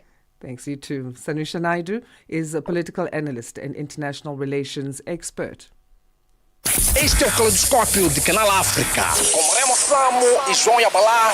O surto da cólera em Angola tem causado grande preocupação, afetando já mais de metade das províncias do país. Simultaneamente, a Agência dos Estados Unidos para o Desenvolvimento Internacional, USAID, um dos maiores doadores mundiais de assistência humanitária, decidiu não priorizar os países com maior incidência de malária. Para discutirmos as causas do alastramento da cólera em Angola e os impactos dessa decisão da USAID, convidamos o Dr. Jeremias Agostinho, médico e mestre em saúde pública, para partilhar a sua visão sobre o tema. A doença, nesse momento, representa o maior risco de saúde pública que nós temos. Nos últimos anos, a nossa preocupação esteve sempre centrada com os casos de malária, os casos de tuberculose e também de infecção por VIH-Sida. A forma como, em pouco menos de 2 meses, os casos de cólera vêm aumentando, acaba por representar, nessa altura, um dos maiores desafios o país tem. É expectável que, nesta fase, o número de casos venha a aumentar.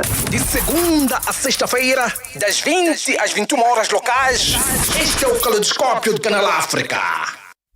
Your weekday afternoons have been upgraded by The Upside with me, Tebohole Khuleni, and my partner in crime, Nompumelelo Ngubeni. And if you want to find out all things luxury, fashion, travel, and arts and culture, this is exactly the place to be. Prepare to be delighted. If it's hip, if it's happening, we are talking about it. We talk about what's now, what's next, and most importantly, what matters most on the African continent and the diaspora. Do you know what time it is? Catch us every weekday on Channel Africa from 1 to 4 p.m. Central African Time. Yeah, that's us every weekday afternoon. Hi there. Do you want to elevate your business and give it a voice in South Africa and Africa as a whole? Well, in that case, let Channel Africa make this a possibility. Channel Africa is willing to advertise your business for as little as 30,000 rands or $1,719.80. To get access to these great rates, send all requests to mukwena@SABC. That's MOKOENATA@SABC. Channel Africa, the African perspective. Start your day right with Channel Africa Breakfast. That smells delicious. Live, 5 days a week. Well, today it is the 18th of June, and if it is your birthday, we do this thing with Peter and I where he does the history, the facts of this day in history, and then I just remind you of our birthdays. So if you are having a birthday, happy birthday, first of all. And this is who you share a birthday with on this 18th of June. Famous people born on this day. Thabo Mbeki, our former president of South Africa, born in 1942 rather, but he was president in 1999 until 2008. Also the first vice president of the country back in 1994. So that's who you share a birthday with on this day. We'll get to more as we go through the show if we have time. Now let's talk about Namibia. They are hosting the Commonwealth Trade Ministers Meeting, or the CTMM, and Business Summit, marking the first time the event has been held outside London. The summit brings together ministers, business leaders, and key stakeholders to deepen cooperation, unlock trade opportunities, and strengthen economic resilience across the Commonwealth countries. To speak to us about this, we're joined on the line by Rajiv Baburam, advisor and head of the Commonwealth Connectivity Agenda. Baburam is also the lead organizer of the Business Summit from the Commonwealth. Rajiv, thank you for joining us. Welcome to Africa Rise and Shine. Hello, Rajiv.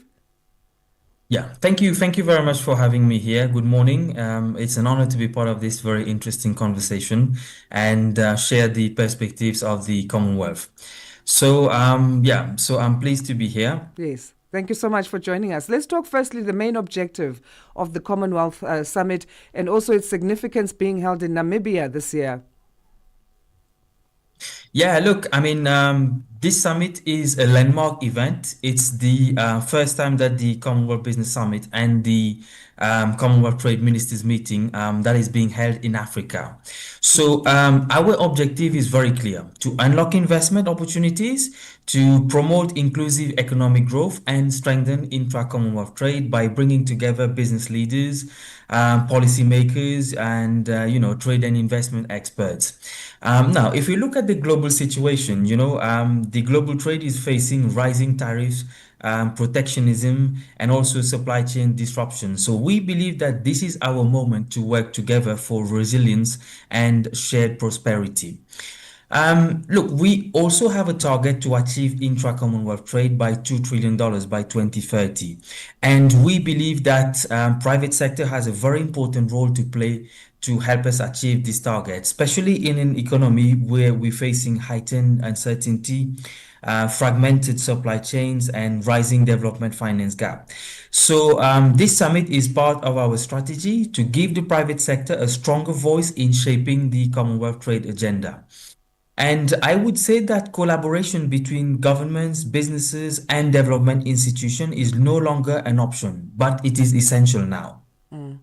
And we also thank the government of Namibia for hosting this business summit, and to our special partners, the NIPDB, the NCCI, NALOBA, Afreximbank, which is playing a very important role in Africa, CCI, amongst other strategic partners as well. So to answer your question, why Namibia? We feel, Namibia is a great country to do business, and the fact that we have international delegates coming from all over the world says it all. So what level of participation are you seeing so far from member states and key holders?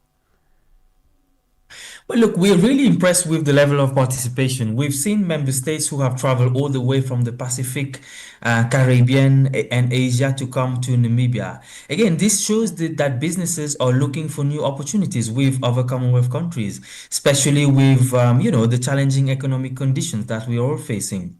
I can tell you that over 40 member countries are represented here today in the Business Summit, with strong delegations from government, businesses. The private sector is here in full force, reflecting the growing confidence in the Commonwealth as a platform for trade and investment.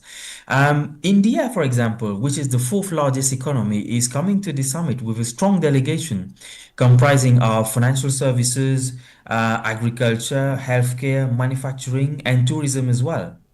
And same thing for the UK. Today the UK will be talking about I would say, the soon to be launched, the Commonwealth Investment Network, which is generating real interest from investors looking for bankable projects across Africa and beyond. We are also talking about the new model law on digital trade that we have been working over the last 2 years, which is expected to add an extra 20 billion in intra-Commonwealth trade and 1.1 trillion by combining the impact of cost reduction and greater access to finance, essentially bringing the total benefits from paperless trade to nearly $1.2 trillion, I would say. So what is the legacy you're hoping the summit will leave behind and achieve, especially for the greater African region? Okay, well, that's a really good question. Look, hosting this summit here positions Southern Africa at the heart of the Commonwealth economic future. It shows that Africa is not just a recipient of investment, but a driver of global growth and innovation. I think that the legacy will be long term, in terms of building stronger trade partnerships, more investment ready projects, and a renewed focus on inclusive, sustainable development led by African voices.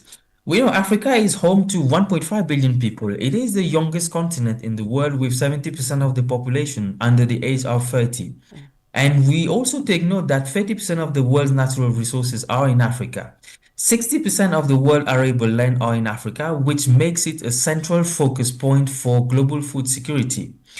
In terms of technology, Africa is leapfrogging in areas like mobile banking, fintech, and e-commerce. I mean, we've all seen how during COVID, e-commerce and the internet has played a significant role in terms of boosting trade and investment. So from our perspective, we noted that, 21 of our 56 member states are from Africa, which is quite a significant portion. So from a trade and investment perspective, we believe that there are lots of potential to explore intra-African trade and also identify the challenges and see how we, the Commonwealth, can best support Africa to trade more with Commonwealth member states. It's also good to note that, on average, the trade cost amongst member states are 21% lower, which is due to similar language, legal systems, business norm, which obviously creates a strong foundation for expanding intra-Commonwealth trade and investment. And I would also say that we're already working with a number of African member states on several projects ranging from, capacity building programs, particularly on digitalization, and also how do we bridge the digital divide, which is quite significant in some of the African countries, and also related to climate change and democracy as well. Right. Thank you so much, Rajiv. We'll leave it there for now, and all the best with this summit. Thank you so much. Thank you. Thanks. Rajiv Baburam, advisor and head of the Commonwealth Connectivity Agenda, also lead organizer of the Business Summit from the Commonwealth. They're hosting it in Namibia for the first time outside of London. Let's get our news headlines now. It's 7:30 Central African time. Good morning to Onel Nzinzi. SABC News. Headlines. The African Perspective. Thank you, Asanda. The repatriation of the mortal remains of the former Zambian President Edgar Lungu will take place this morning. The six Zambian president's family and the Zambian government have reached an agreement to accord Lungu a decent send-off. One person has been killed in the Kenyan capital during protests over the death of a blogger in police custody. It's not clear what caused the fatal injury. The medics in southern Gaza say almost 60 Palestinians have been killed by Israeli forces and 200 injured in one of the bloodiest incidents so far near an aid distribution point. Channel Africa News, I'm Onel Nzinzi. SABC News. Headlines. The African Perspective. And now let's find out what's happening in the world of sports. Here's Musibudi Makura. Sports on Channel Africa. The African Perspective.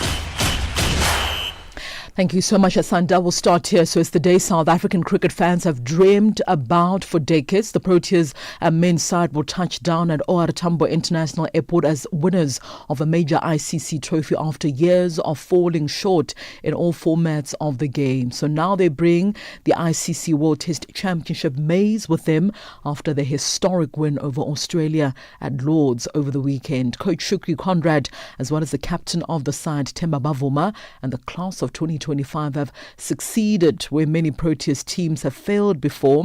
So that plane is expected to land at 9:25 a.m. Central African time, where the team will be welcomed by a number of dignitaries, including the Minister of Sports, Arts and Culture, Mr. Gayton Mackenzie, as well as course, as many South Africans, family members, loved ones who will be there at the OR Tambo to welcome back the Kings of Test.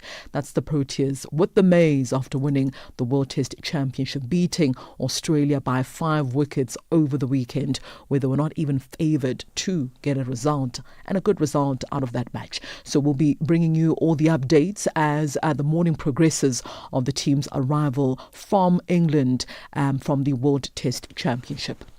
Onto this now, Tamsin Brits recorded a century to power the Proteas women's side to a commanding 166 run via the Duckworth-Lewis Stern method in the final and third one-day international against the West Indies in Barbados on Tuesday, sealing as the series 2-1 with a victory for the visitors. Now Brits led all the way with a blistering 101 from just 91 balls, striking 8 fours as well as 4 sixes. She shared a vital partnership with the captain of the side, Laura Volfard, who added 75 over 67 deliveries, as South Africa posted 278 for 6 and 45 overs before rain brought an early end to their innings. In reply, the West Indies were restricted to 121 for 9 in a 27.5 overs while chasing a revised DLS target of 288 from just 39 overs.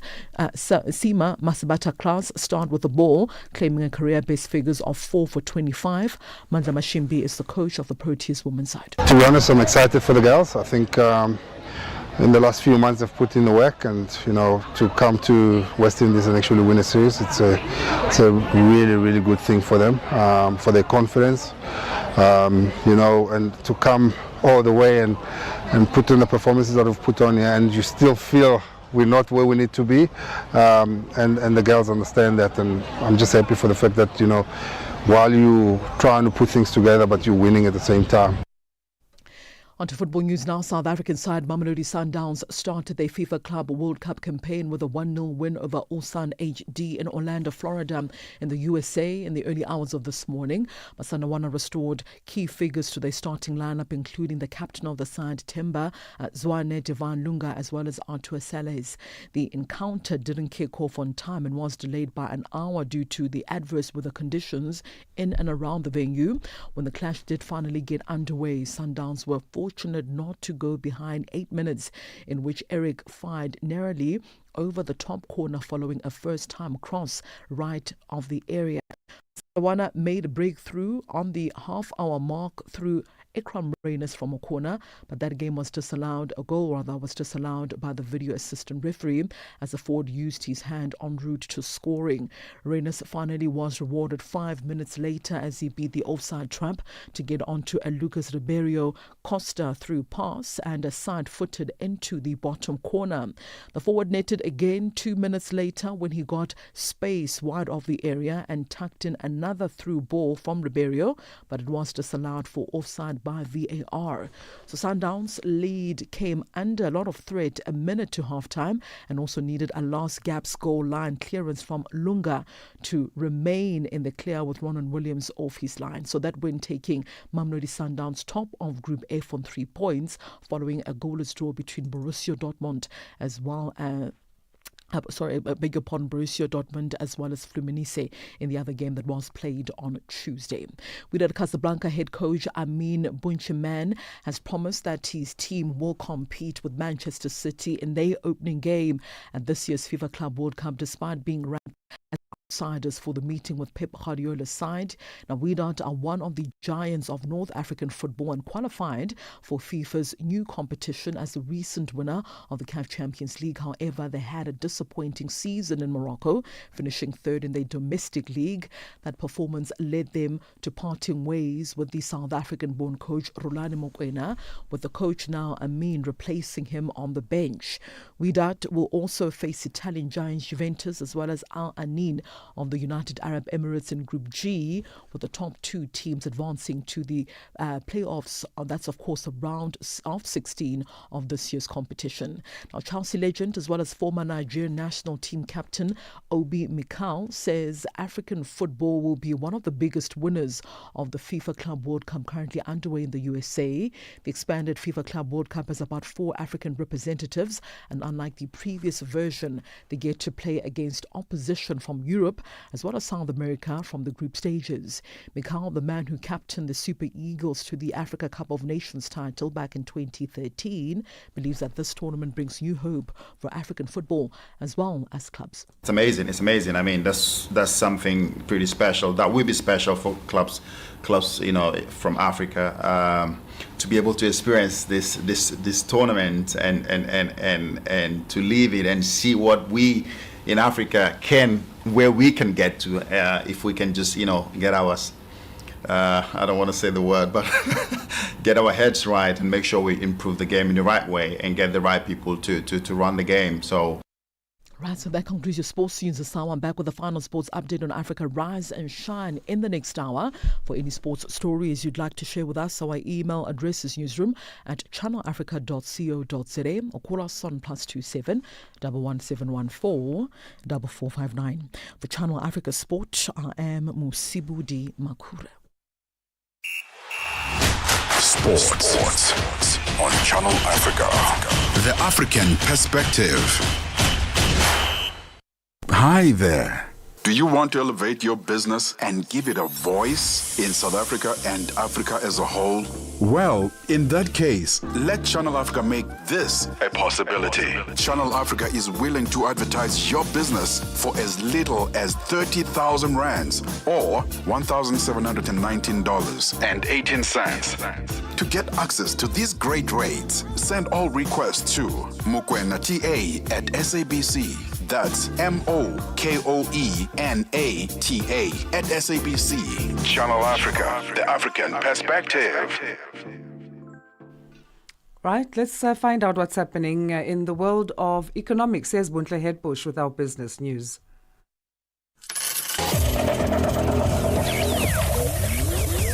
Business news on Channel Africa, the African Perspective.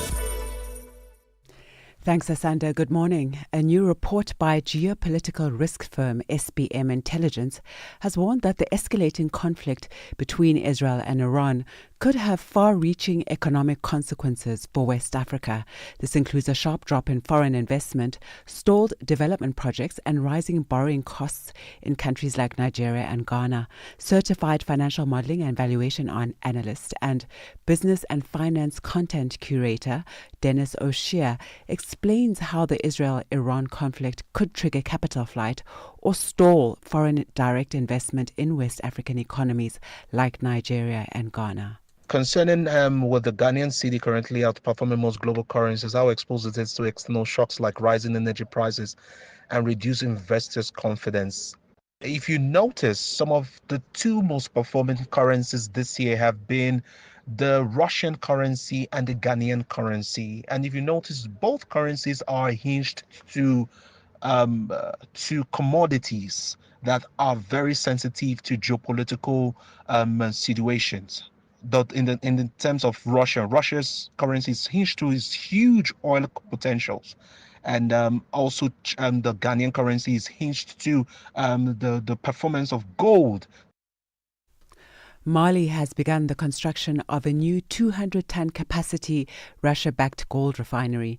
Mali's interim president, Assimi Goïta, says the facility, in which Mali has a controlling stake, will be built in partnership with Russia's Yadran Group and a Swiss investment company, and will take the country closer to asserting control over its natural resources. This comes after Goïta announced last year that all mining companies in Mali would be required to process their gold domestically under a revised mining code. South Africa will continue to work with other African countries in its efforts to achieve an effective energy transition. This was highlighted by Minister of Electricity and Energy, Dr. Kgosientsho Ramokgopa, in Cape Town. The minister was a keynote speaker at the official opening of the Africa Energy Forum, held under the theme for the 2025 gathering, Africa United. Ramokgopa says there's an urgent need for the African continent to work together in trying to solve its energy challenges, including electricity. And we will continue to work with the AU, African member states, and the development partners to drive a programmatic response and financing instruments to address these structural challenges. Let us begin with the most elemental truth. Electricity is not a luxury. It is a fundamental and basic human right. It is the oxygen of economic activity, the lifeblood of industrialization, and the foundation of dignity in the 21st century. Yet today, 600 million of our brothers and sisters remain in the dark. Kenya's Parliamentary Finance Committee has rejected a proposal to grant the country's revenue authority unrestricted access to taxpayers' data, citing privacy concerns and constitutional safeguards. According to a report published late on Monday, the provision included in this year's finance bill drew public backlash over alleged privacy violations.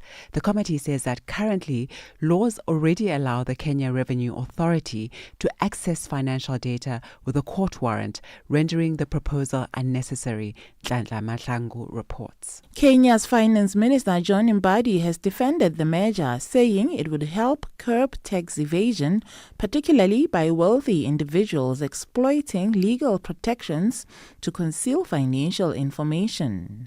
Mbadi was not immediately available to comment on the committee's decision.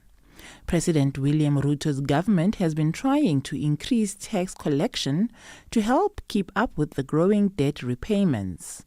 Last year's finance bill was followed by deadly riots against tax increases. Mbadi has said the government will not impose new taxes or raise existing ones in this year's bill. For Channel Africa News, I am Nhlanhla Mahlangu in Johannesburg. A report by the Spanish government has blamed the national grid operator and private energy companies for a huge power cut in April. The blackout lasted several hours, leading to internet outages and grounded flights. The BBC's Guy Hedgecoe has the details. When most of the Iberian Peninsula was brought largely to a standstill by the huge blackout, fears were quickly voiced that cybercriminals could be behind it. But the Minister for Ecological Transition, Sarah Acherson, said there was nothing to suggest it had been the work of hackers. Instead, she pointed to two main culprits. The partly state-owned national grid operator had underestimated that day's electricity needs. She also blamed private generators for failing to regulate the grid's voltage shortly before the blackout happened. Now time for a look at our indicators this morning. $1 in Nigeria is trading at 1,543 naira 57. In Botswana, it's 13 pula 21. Kenya, the dollar is trading at 128 shillings 60. And in Zambia, it's 24 kwacha 31. Moving to the BRICS countries, $1 in Brazil is trading at 5 rial 49. Russia, 78 rubles 50. India, it's 86 rupees 24. China, 7 yuan 18. And South Africa, $1 is trading at 17 rand 88 cents.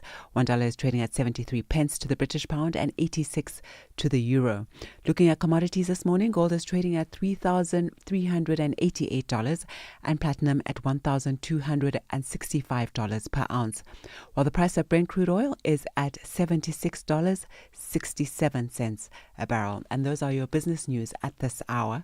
For any business stories you'd like to share with us, please send an email to newsroom@channelafrica.co.za or call us on +27 11 714 4459. For Channel Africa Business, I am Buntle Hedbush.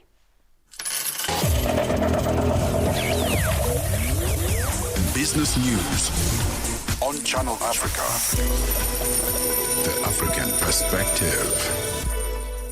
Your morning companion with the stories that matter. This is Rise and Shine on Channel Africa. Well, here's one of those stories that matter. Energy experts and stakeholders from around the world are gathered to discuss hydrogen's potential to drive a sustainable energy future. The Africa Energy Forum, or AEF, is currently taking place in Cape Town, South Africa. Scheduled to speak at the event is energy company Skytech, which believes Africa has a unique chance to establish itself as the global green hydrogen powerhouse. To explore this further, we joined on the line by Alberto Gambakota. He's Executive Vice President for Sub-Saharan Africa at Skytech. Alberto, welcome to Africa Rise and Shine. How are you this Wednesday? Hi, good morning. Well, thanks. Good morning to you and the listeners, and thanks for having us on the show. And thanks for making time for us. We appreciate it. What makes green hydrogen a promising energy solution for Africa's sustainable future, first of all, as a move away from fossil fuel? It's a really interesting question. We have Scottic has been developing a project in Egypt, started a long time ago, with the premise that hydrogen, either as a gas itself or as feedstock for other products such as green ammonia, will have a future, meaning will have a market. And that bet is starting to pay off. So our project, for instance, is supplying hydrogen as a feedstock to ammonia. Ammonia is used in different applications, industrial applications such as fertilizers. This need is going to be more and more prominent on a number of different commodities. You hear a lot about green steel and a lot of other applications for green hydrogen. So what this means is that to develop the value chain related to green hydrogen, you have to have a lot of renewables. A lot of transmission infrastructure, ports, and so on and so forth. So it will develop a whole economy around the energy, which will then produce the green hydrogen that is required. So what are the key aspects of green hydrogen energy, and where can we use it? You mentioned green steel, you also fertilizer where ammonia is found.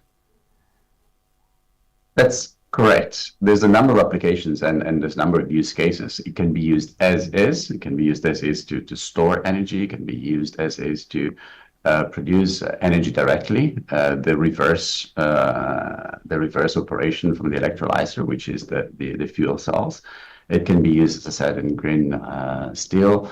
It can be used in all different applications. Nowadays, hydrogen is used. It's not a novelty. It's used already in a number of processes. And is mostly extracted from gas or other type of fossil fuels. So that's not green hydrogen. That's a whole rainbow of different colors of hydrogen, such as gray, blue, and so on and so forth. The green hydrogen is only the one that is produced and certified through renewable energy sources. So how is Scatec positioned to help Africa become a global leader in green hydrogen production? So we started a long time ago, about 3-4 years ago, with developing a project and then entering a few key strategic partnerships. Now, this is extremely important because this is fairly new, and it's also capital intensive. What you really need to have as a key ingredient in every hydrogen project is your buyer, and we're talking about buying for over 20 years of supply of green hydrogen. So you really need to have a very solid business case and a solid buyer. And in that, we have positioned ourselves in Egypt specifically, in the continent, supplying our green hydrogen as feedstock for the ammonia production. And the ammonia producer is called Fertiglobe. And with whom we have a 20-year ammonia purchase agreement. So that's a key ingredient. And then with that starts, of course, a whole host of different partnerships and strategic agreements with the governments that are, of course, making this possible. You need to have a lot of funds, a lot of grants as well, coming from the development finance institutions, from commercial banks. And you need to have, of course, as I said, the grid infrastructure.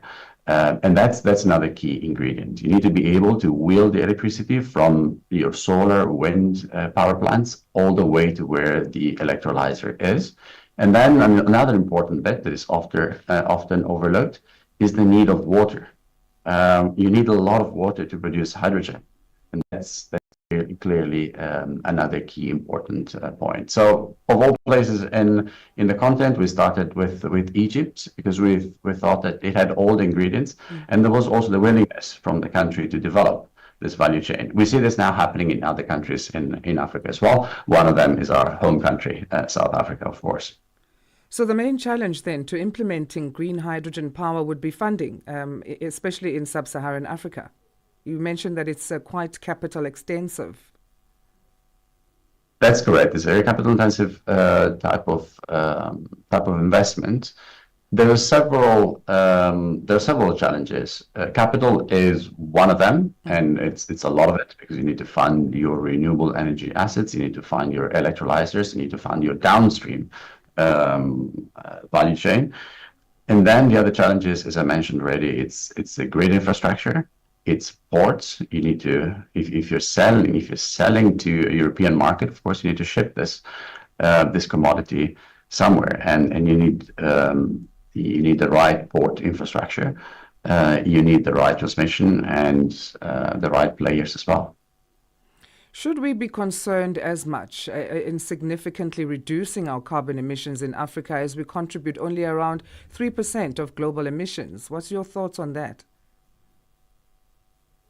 I think every country has clearly what they call the national determined contribution. Every country is doing is taking its own stance on decarbonizing the economy. I see this happening clearly in South Africa as well, and taking the right steps moving forward through the climate bill, through all the initiatives in the ERA, and also on the roadmap for green hydrogen as well. That's another great way to decarbonize the economy. What economic and environmental benefits could widespread adoption of green hydrogen bring to African countries if we get all these challenges tackled correctly? So in the long run, it means there will be, first of all, a lot more renewable energy generation, which contributes, of course, to the development of a whole value chain in a country. When you talk about industrialization, localization, this can be a good story. Let me also be very clear. This is less of a very quick win. It is more of a long term and a marathon, as I say, more than a sprint. So it takes really a long time to overcome all these challenges and to package really good projects. So not all of them will survive, not all of them will make it, but those that will make it will help further develop a green energy value chain and create new jobs and contribute to localization, industrialization as well.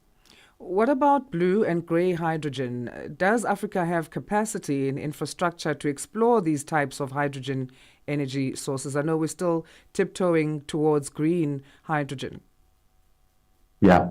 So it's a really good question, and this, as I said, is not really a novelty in South Africa specifically, and Sasol is one of the main players there. They're already actually producing hydrogen, and some of it is actually the byproduct of their own industrial processes.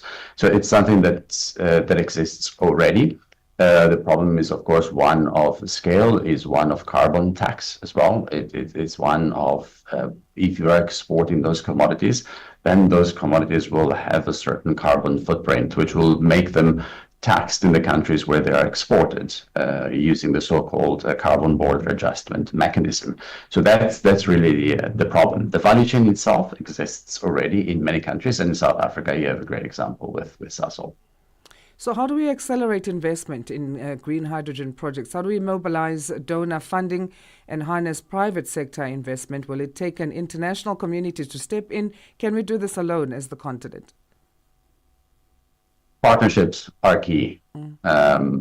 No country can do this alone. We need a whole broad array of donors or funding from development finance institutions, international ones.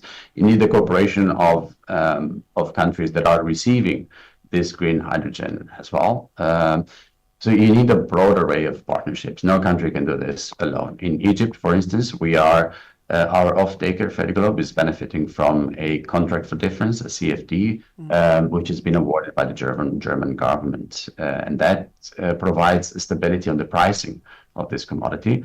And that's coming from Germany, which will be one of the off-takers of the green ammonia produced by the power plant. So it's important. This is not just one country doing its own thing. This is a collaboration and a long-term view. Remember, these are capital-intensive investments that need to provide this commodity for 20 years. So it's important that there is collaboration across borders. So as Skates, how do you see the future of green hydrogen energy looking? There's been clearly a lot of enthusiasm. You've also seen a lot of projects then being abandoned. The economic fundamentals are very important. As I said, having solid opportunity for offtake and making sure that the project has the right ingredients, then you'll see a few succeeding. You will not see definitely all of them succeeding. These are large projects, and maybe only a few will make it to the finish line, but those few that will make it to the finish line will definitely be worth their while. All right. Well, thank you so much, very much for your time, Alberto, and Skatech for making time. All the best there in Cape Town. Thank you very much for having me on the show. Bye. Thank you. Alberto Gambakota is Executive Vice President for Sub-Saharan Africa at Skytech. They are pushing and advocating for the use of hydrogen, especially green hydrogen, for Sub-Saharan Africa as an energy source, looking into the future of a green economy.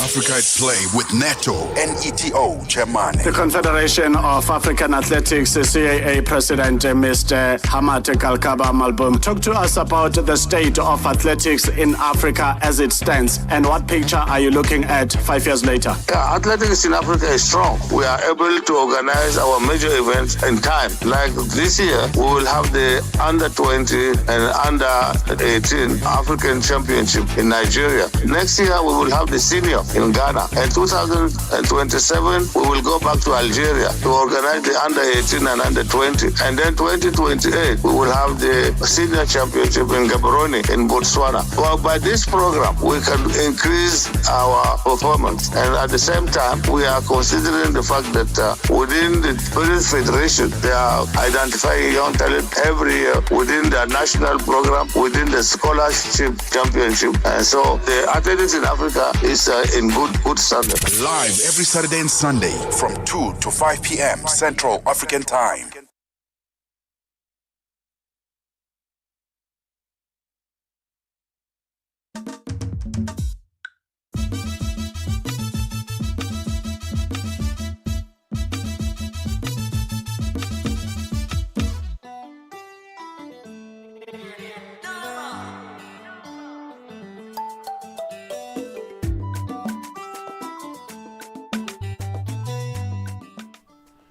Well, we enter the third and final hour of Africa Rise and Shine on this Wednesday, the 18th of June. A very good morning if you've just joined us. Profiling in this hour, Advocate Moses Kakane, SC, or Senior Counsel, and we'll find out about his life story. That's what we do on Wednesdays on Africa Rise and Shine, highlighting Africans who have made major strides, not just on our continent, but on an international platform, and influenced us in positive ways. So that's coming up. But right now, let's get the news. Here's Onele Nzinzi, and then after her is Musibuti Makura with your sports headlines. SABC News. The African Perspective. Well, thank you, Asanda. The repatriation of the mortal remains of the former Zambian President Edgar Lungu will take place this morning. The sixth Zambian president passed away earlier this month while receiving medical treatment in South Africa. His family and the Zambian government have reached an agreement to accord Lungu a decent send-off. Kailihle Kumalo reports. According to the Department of International Relations and Cooperation, the repatriation of former President Lungu's mortal remains will be reverent at the Lanseria International Airport. President Cyril Ramaphosa joined other world leaders in expressing profound sadness at the untimely passing of Lungu. Lusaka has also extended days of mourning until next week. The state funeral service will be held on Sunday for the late statesman. One person has now been killed in the Kenyan capital, Nairobi, during protests over the death of a blogger in police custody. A Reuters witness saw the body of a man lying on the ground with a bleeding head wound. It is not clear what has caused the fatal injury. The killing of the blogger has caused widespread anger across the country. Kenyan police say the blogger Albert Zhuang died from self-inflicted wounds, but state pathologists say there's evidence that he was assaulted. The fifth cohort of the South African National Defence Force members returning from the SADC peacekeeping mission in the Democratic Republic of Congo is expected to arrive tomorrow. This is part of the ongoing phased withdrawal from the SADC peacekeeping mission in the Eastern DRC. Major General Godfrey Tulari explains. Now, from the fourth flight, we're going to go to the fifth flight, which is going to come on the 19th. And then, like I've said before, the last flight is going to be on the 25th. All in all, it is going to be 9 flights. So we are currently almost halfway. And tomorrow, the second group as well is leaving, going back home, having completed that demoped today. The anti-migration group Operation Dudula has called for the rehabilitation of the hijacked buildings in the city of Johannesburg in South Africa. The call follows complaints from residents of Rosettenville of heightened criminal activities in the area due to the rise of hijacked buildings. The residents claim the owners are being forced out of their buildings by hijackers. The group says the presence of these hijacked buildings poses a significant threat to the city's finances due to illegal connections to electricity and water. The group's president, Zandile Dabula, says these buildings could be repurposed to house citizens who have been awaiting government housing. We've been in communication with the office of the mayor, even the JPC, because some of these properties belong to them, and also the housing department, to say that we have always suggested that these hijacked properties are turned into RDP houses because there's a long list of people waiting for their RDP homes since 1996. Let them convert them into RDP homes and they will know who lives in those houses, and people will pay services, even if it's a flat rate. And lastly, medics in southern Gaza say almost 60 Palestinians have been killed by Israeli forces and 200 injured in one of the bloodiest incidents so far near an aid distribution point. Eyewitnesses say IDF launched at least 2 shells on a crowd hoping to get food from an aid truck. The Israelis admitted firing near an aid truck. The BBC's Sebastian Asher reports. This is the deadliest incident so far in the almost daily shootings near aid distribution sites in Gaza. It happened at around 8:30 in the morning as thousands of Palestinians were gathering in the hope of getting food from a community center operated by the American Relief Kitchen and a large warehouse belonging to the WFP. The Nasser Hospital, the main medical facility still functioning in the area, was overwhelmed. The Israel Defense Forces has confirmed its troops were in the area and that it's looking into the reports. For any news stories that you would like to share with us, please send us an email to newsroom@channelafrica.co.za or call us at +27 11 714 4459. Channel Africa News, I'm Onele Tsinzi. SABC News. The African Perspective. And coming up in your sports news this hour, we discuss the FIFA Club World Cup campaign against Manchester City, and the Proteas women's side beat the West Indies by 161 runs in the third and final ODI to win the series 2-1. Details at 8:30. Hi there. Do you want to elevate your business and give it a voice in South Africa and Africa as a whole? Well, in that case, let Channel Africa make this a possibility. Channel Africa is willing to advertise your business for as little as 30,000 rands or $1,719.18. To get access to these great rates, send all requests to mokoenata@SABC. That's MOKOENATA@SABC. Channel Africa, the African Perspective. Your morning companion with the stories that matter. This is Rise and Shine on Channel Africa. 6 minutes past 8 Central African time, and we get into our Profile Wednesday. This is what we do when we shine the spotlight on Africans doing great things on Africa Rise and Shine on every Wednesday. And this morning is no different. We have the pleasure of hosting a man whose life journey thus far has been nothing short of inspiring, encompassing both triumphs and unexpected turns. Having started as a young activist, our guest was inaugural chairperson and founding member of the Pan-African Bar Association of South Africa, or PABASA, which was the very first African bar of advocates, an organization he was recently been elected the chairperson of. During the 1980s, he became active in the National Education Union of South Africa, or NAUSA, the United Democratic Front, or UDF, in Soweto, and was also an operative of the African National Congress Military Wing, or ANC, Umkhonto weSizwe, and was involved in the ANC underground structures. Having been acting as a judge in South Africa since 2012, he has been the lead counsel in many prominent cases in the country. More recently, he's published a book which has been declared a national bestseller in South Africa, titled Odyssey of Liberation, a memoir of a rebel advocate. Advocate Moses Kakane, Senior Counsel, joins us now. A very good morning to you, Advocate, and how are you on this Wednesday? I'm very well, and how are you, Asanda? I'm good. Thank you so much for making time for us. No problem at all. I don't think I've read an intro that long in a while that I've been doing this show. So you're definitely one of those Africans doing amazing things, not just on the continent, but inspiring the whole world. Let's start about what it means for you to be regarded as a stalwart voice of activism.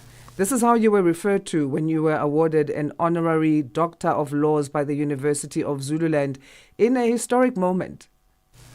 Yeah, I thought they were talking about somebody else. Really? Yeah, it felt like an out-of-body experience. Because I've never really planned to be anything or an icon. I just was an activist, a young activist, and up to today I just do what I do because I believe in it. It's not something I do expecting awards or recognition. So sometimes it does surprise me because I think I'm just doing what every human being should be doing. I regard myself as ordinary. Yeah, but I was quite humbled by the experience and the recognition, partly because it came from a place that I think I would call home, not just regionally, because it's better to be recognized by your own. I prefer it that way. I don't know what I would have done if it had been Oxford University or Cambridge. I probably would have refused. I don't know. But yeah, I was quite humbled that it came from my own people. Yes, and as you say, your own people. You were born in KwaZulu-Natal. Yes. In rural KwaZulu-Natal in Bulwer, coming from one of the poorest families in your village, you were cited as saying. Being raised in a Catholic family and also being poor, talk to us about the contradictions that you saw growing up between the racial discrimination. At the time, your mom was working as a farmer, employed by those who were, racially discriminative at the time, farmers were, and seeing how the farmers, were respected in the Catholic Church, and how that confused you as a child growing up. Yeah, I think, poverty, discrimination, and all of these things can do two things to one. First, they can completely dominate you, hit you to subjugation, where you completely paralyzed. Or they can create, let's call it a rebellious feeling in you. I think for me, it created an inquisitive and rebellious streak in that just watching black people in their own, in a country of their birth, being some sort of subjects, and so poor and living in unproductive land and waking up every morning to go work for one white family that employed all of them, probably, I think then paying them 25 cents a day. Even though I was like 9 years, 10 years old at the time, or even less, it created a sense of, I wanted to know why. First of all, in the Christian context, it confused me about the existence of God, the contradictions of worshipping a God that allows that kind of distortion of what I think would have been decent humanity, in that you have one group of people who live in complete squalor, and one family that lives in what looked like then complete opulence. And the church, the involvement of the church itself. And so those contradictions created in me just wanting to know why. And once I understood why, I wanted to change it. How do you make sense of this now? In terms of religion and how it plays a role that is not always reflective of the struggles and realities of people as far as those deemed important are treated within the church circles? Yeah, I think the church, like religion, the church is one of the most confusing institutions, in that while it fits what I call the necessity of spirituality, it has played a deep, sometimes disappointing role in coloniality, in defeating people. And that's the historical role. And that role, by the way, is not the same as the existence of God. I accept the existence of God, but I think the institution called God itself became a weapon against African people who were colonized. And so I call it despiritualization in the book, is that Africans were found worshipping their gods and probably more powerful. But I think the colonizer aimed at despiritualizing the African person so that they could defeat him. And I think the church has continued to play that contradictory role. Sometimes I think some churches are anti-God. And I think what they do, even in their role in colonialism, in oppression, in apartheid, in wars, sometimes in sexual abuse and everything. And I think the church itself needs some reflection. I wanted to be a priest. I still think I will be. But I think I would like to be a priest that preaches the existence of God, who's not confined to a church. Your mother worked on a farm, as I mentioned earlier, for 60 cents a day. I cannot imagine what I could do as a single mom with that, because your father had died when you were 11 years old as well. But your mom made sure that you got to school and placed much importance on education. What did this contribute to your own ambitions? Yeah, I think I was just lucky. You know, sometimes when we've succeeded, we tend to say we worked hard. And every black person you find who's educated and like all of us tend to say, I'm successful because I worked harder than the others. I actually think it's a combination of things. I think it's luck. And I like any young boy, I once thought it would be cool to go to the mines because I saw my friends going there. And had I had a mother who did not have an obsession with education, of course she gave me a hot clap about thinking that, and the subject never arose again. So I'm just saying to you, I was lucky that I talked to a mother who thought differently. It wasn't me being special. She thought differently, and that channeled me into education. And 90% of people I grew up with, maybe their mothers responded differently to that inquiry, and they ended up in Johannesburg, in Carltonville, working in the mines, and their futures were destroyed. Mine survived.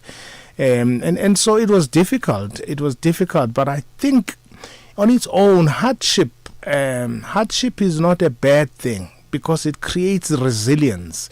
It creates the desire to inquire, but it also creates the understanding of your fellow human beings. And I think it created in me that poverty, that, poverty also makes people love one another.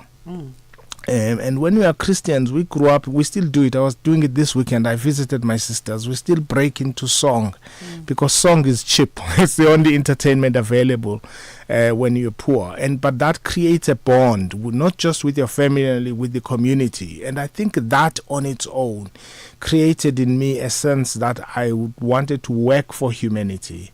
As I said, I wanted to be a priest because I wanted to preach, because I thought religion was used to subjugate people, and I wanted to preach liberatory theology. Yeah. Well, if you've just joined us on Africa Rise and Shine on Channel Africa, we're in conversation with Advocate Moses Kakane, Senior Counsel, who's joining us on telephone as part of our Wednesday profile that we do on the show every week. So thanks for doing just that if you've just joined us. 17 minutes past 8 Central African time it is. Advocate, and then let's fast forward to you as a student then. You got involved in politics at Indumiso Teacher Training College. You were president of the SRC as well at Wits University, the University of the Witwatersrand, based here in Johannesburg. This is an immediate post-apartheid years. Then you joined the ANC, the African National Congress, at the age of 19. You then realized that you couldn't teach in KZN schools, in KwaZulu-Natal schools. Why? Yeah, when I finished my training, teacher training at Teacher Training College, I couldn't get employed, and I didn't know why. I think, I was told it was because I had been detained, And so the government, there were two systems of education in 1987. One called central government schools, the other called KwaZulu government schools. And so the central government schools could not employ me. And in that sense of desperation, I got employed in what was called the KwaZulu schools. You know, they were spread all over the province at the time. And as I say, there was some dual character of education then. But even there, I had a short stint because eventually by October, I was told that I should leave. And it was difficult at the time because, I had been poor. I just wanted to be a teacher to buy my mother a stove and something like that, nothing big, and to take them out of poverty. So it was a difficult time. And I think by November, I was then sort of attacked by a group of people. Well, by that time, they were seen or perceived or called themselves the Inkatha Nkululeko Sizwe people. They thought I was anti-government and anti-them. Yeah, and that's how I got attacked and left the province. But even then, some people see me emerge later as a student leader at VET. So I was actually involved in two streams of student activism. One in the 80s from 1984 to 1985. Then I disappeared into teaching and activism and joining the ANC underground and moving to Soweto. And then eventually post-1994, 1993, after Chris Hani's death, who was close to me, I then went back to university, first to study politics and English and philosophy, and then I did an LLB. I still thought I was on my route to studying theology so that I could become a priest, but then I studied law, and I've always wanted to do a job that would connect me with serving humanity, whether I'm a teacher or a priest or an advocate. But I regard myself as a teacher at heart, that I every time, even when I'm arguing in court, I regard that job as the job of teaching people about justice, so that's why people find my approach in court, others rather intriguing, others hate me for it, but it's because I have a particular obsession with justice. I call it an obsession because some people don't understand where I come from when I'm upset about injustice. I believe that if injustice doesn't make you emotional, you're not human. Right. And interesting, that connection between wanting to be a priest and coming from a background of teaching, because a lot of reverends or pastors are actually people who started out as teachers or had an interest in teaching. I cite an example of my own late mother who became a reverend canon after having been a teacher for many, many years. Very interesting to make that connection. Let's talk about, though, a South African struggle stalwart, Chris Hani, and the journey there between you and him. Because after you joined the Umkhonto weSizwe, or the MK, you got arrested in 1990, and he arranged bail for you, Tatu Chris Hani. When he was assassinated in 1993, what did you hope would happen to the liberation movement of South Africa, but not just South Africa, actually, the continent? And what were the major lessons you learned under his leadership and guidance? Yeah, I've always, just like him, I think what connected us, because I didn't know him before. He knew of me, but I didn't know him before the 1990s. He knew of me because I was in units of the underground that he controlled. But I think, both of us were connected by the fact that we were quite skeptical of the political settlement. And I'm happy that about my skepticism at the time. I wasn't certain, having looked at Africa as a whole, as a continent, I wasn't certain that rushing to get political freedom always guaranteed Africans that they would get economic freedom.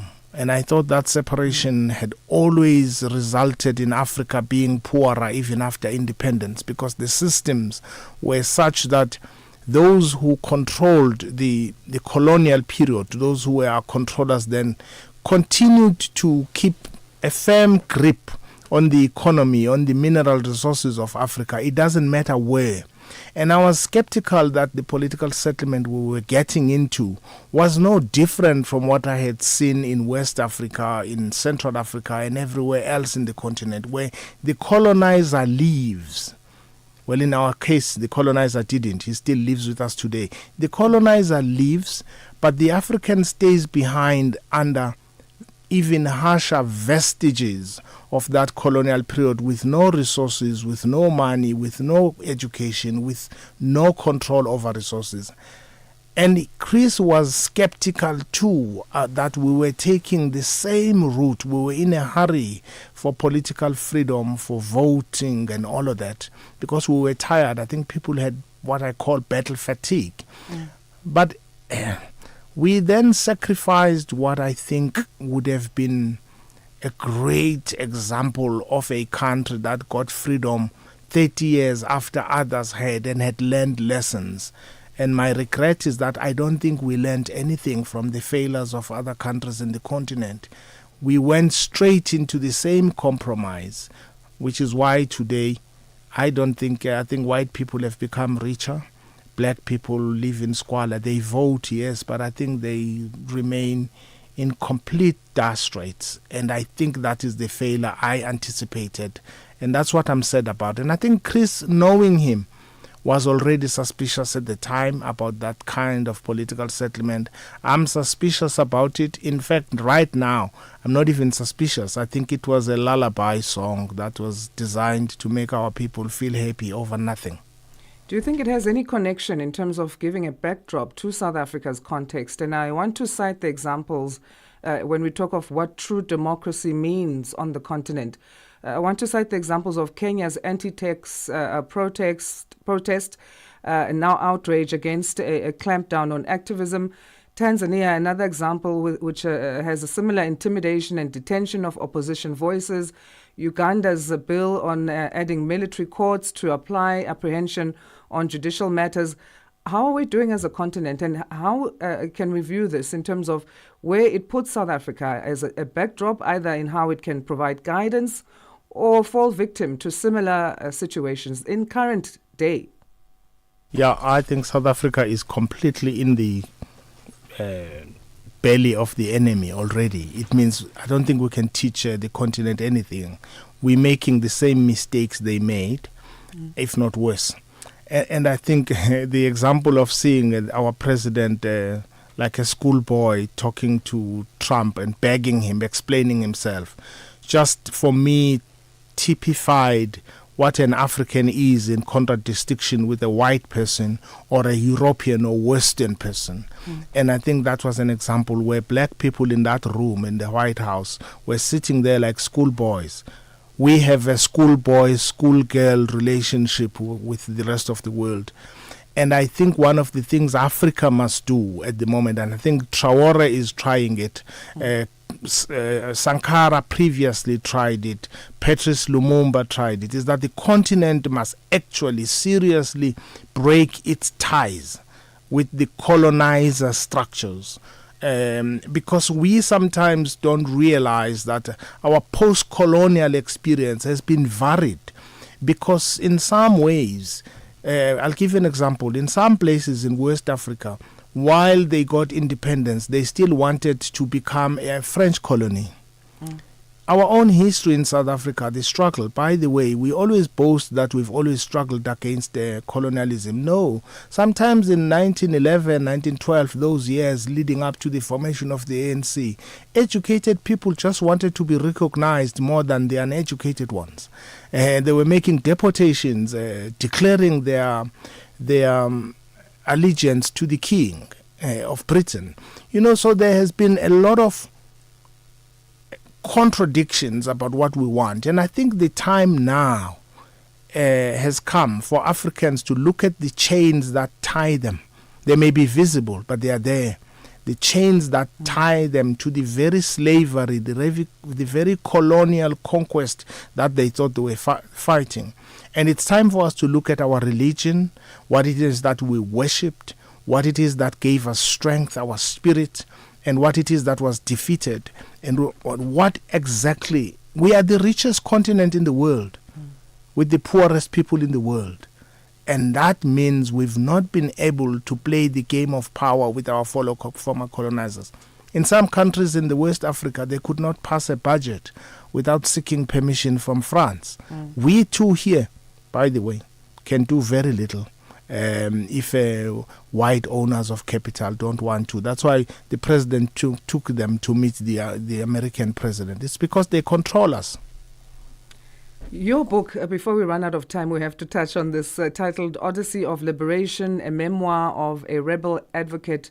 And your foundation, this Kakane Foundation, will be hosting a homecoming conversations event in July on this. When you wrote this, what kind of knowledge were you hoping people would derive from this piece of literature? Asanda, I was trying to first write not my story. I was writing the story of a black person.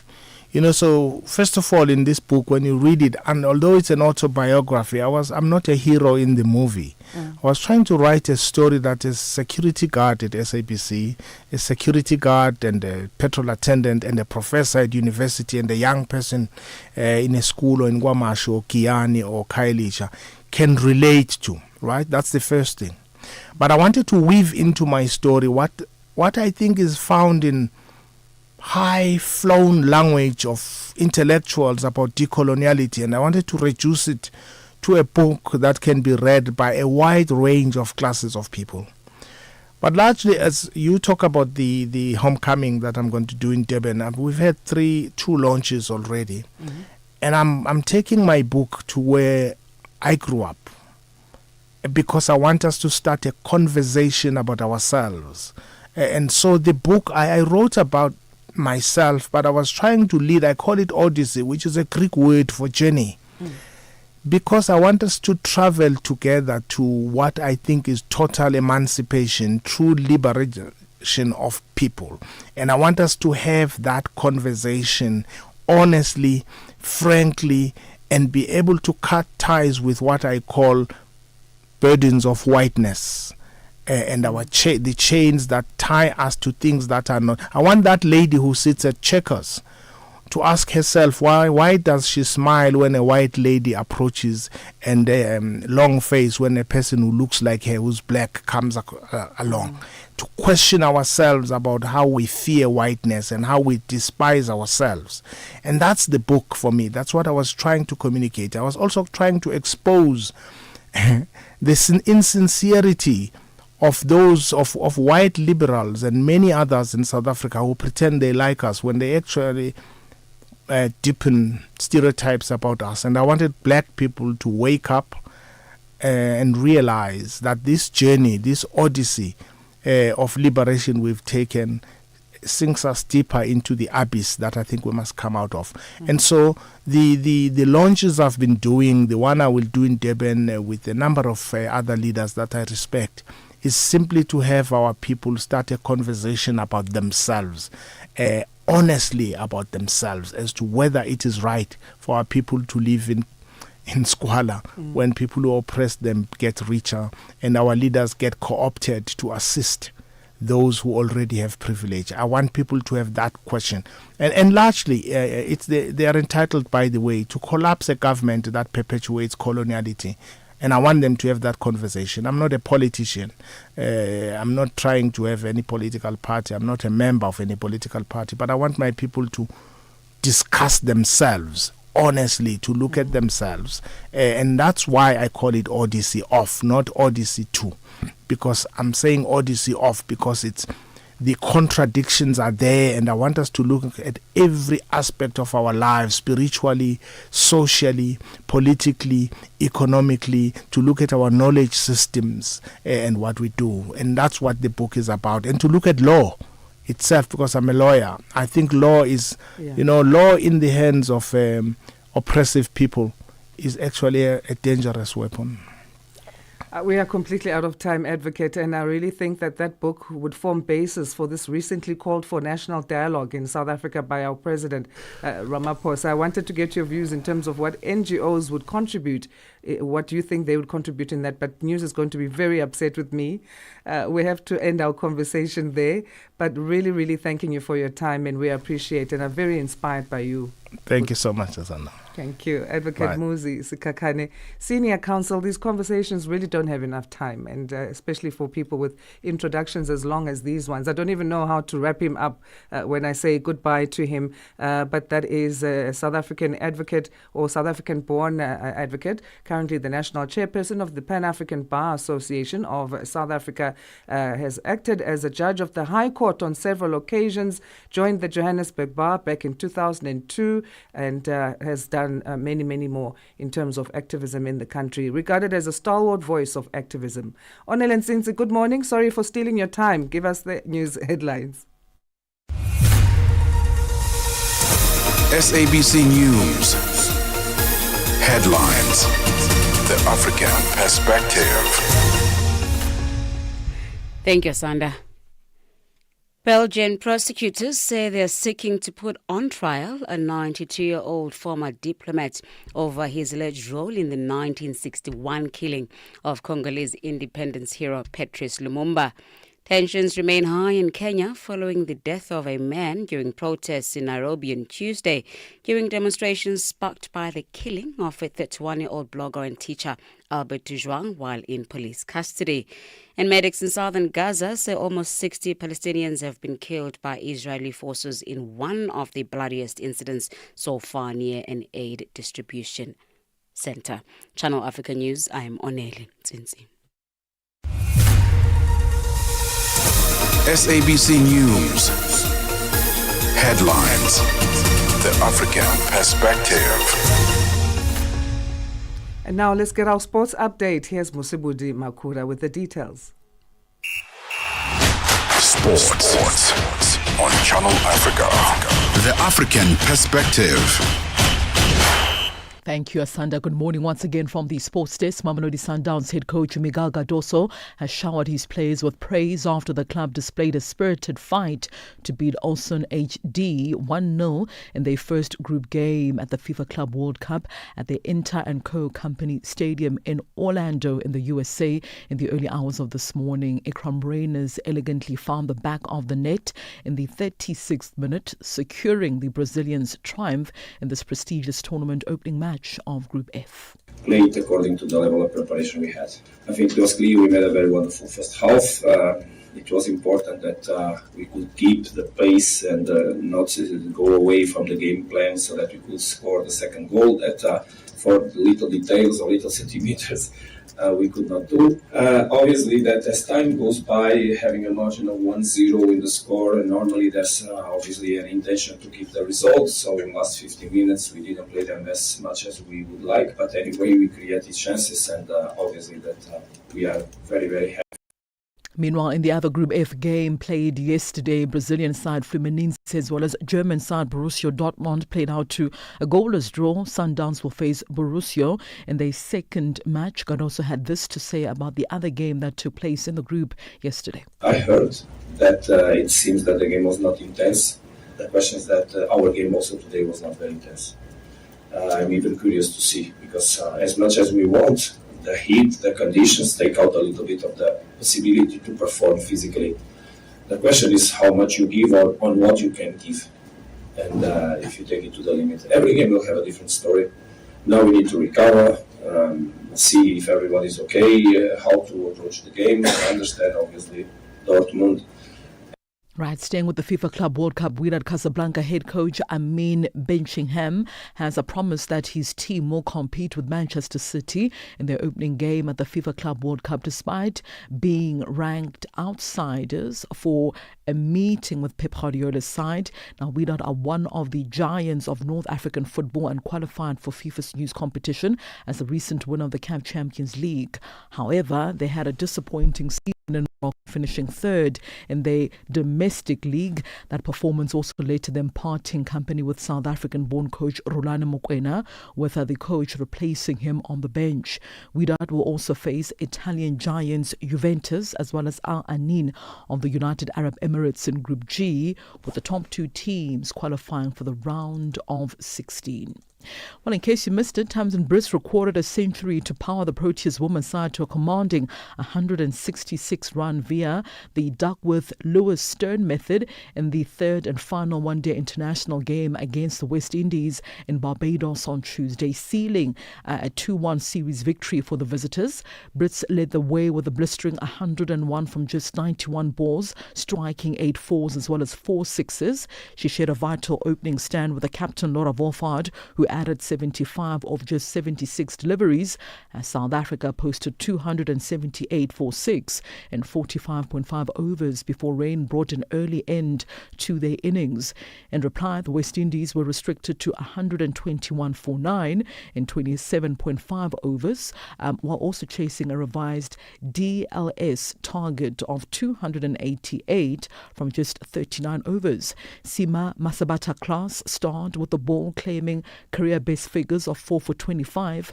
Magda Mashimbi is the head coach of the Proteas women's side. To be honest, I'm excited for the girls. I think in the last few months they've put in the work, and to come to West Indies and actually win a series, it's a really good thing for them, for their confidence, and to come all the way and put in the performances that we've put on here, and you still feel we're not where we need to be, and the girls understand that, and I'm just happy for the fact that while you trying to put things together, but you're winning at the same time. Right, staying with cricket news, the day that South African cricket fans have dreamed of about decades is finally here. So the Proteas men's side will touch down at the OR Tambo International Airport as winners of a major ICC trophy after years of falling short in all formats of the game. Now they bring home the ICC World Test Championship maize with them after their historic win of Australia at Lord's over the weekend. Coach Shukri Conrad, as well as the captain Tema Bavuma, and the class of 2025 have succeeded where many Proteas teams have failed. That plane expected to land at 9:25 a.m. Central African time. And by the way, once they arrive, they will then be welcomed by the Minister of Sports, Arts and Culture, Mr. Gayton Mackenzie, alongside many dignitaries who are there to welcome the team back. And after that, there will be a press conference held at the Cricket South Africa offices in Melrose in Johannesburg. It's at 8:39 a.m. Central African time. That's a wrap of your sports news this morning on Africa Rise and Shine. For any sports stories you'd like to share with us, send us an email to newsroom@channelafrica.co.za or call us on +27 11714 4459. For Channel Africa Sport, I am Mosibudi Makura. Sports on Channel Africa. The African Perspective. Hi there. Do you want to elevate your business and give it a voice in South Africa and Africa as a whole? Well, in that case, let Channel Africa make this a possibility. Channel Africa is willing to advertise your business for as little as 30,000 rands or $1,719.18. To get access to these great rates, send all requests to mokoenata@SABC. That's MOKOENATA@SABC. Channel Africa, the African Perspective. Let's find out what's happening in the world of business. This will be our final business news bulletin for Africa Rise and Shine on this Wednesday. Here's Buntle Headbush.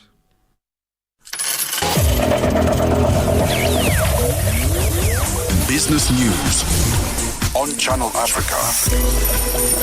The African Perspective. Thank you very much, Asanda, and a very good morning to our listeners. In our top business story at this hour, Total Energy CEO Patrick Pouyan says he expects the company to resume development of its $20 billion Mozambique liquefied natural gas project this summer. The project, which includes development of the Golfinho and Atum natural gas fields and the building of a 2-train liquefaction plant, has been covered by force majeure since 2021 following insurgent attacks. Once completed, it will have a capacity of 13.12 million metric tons per annum.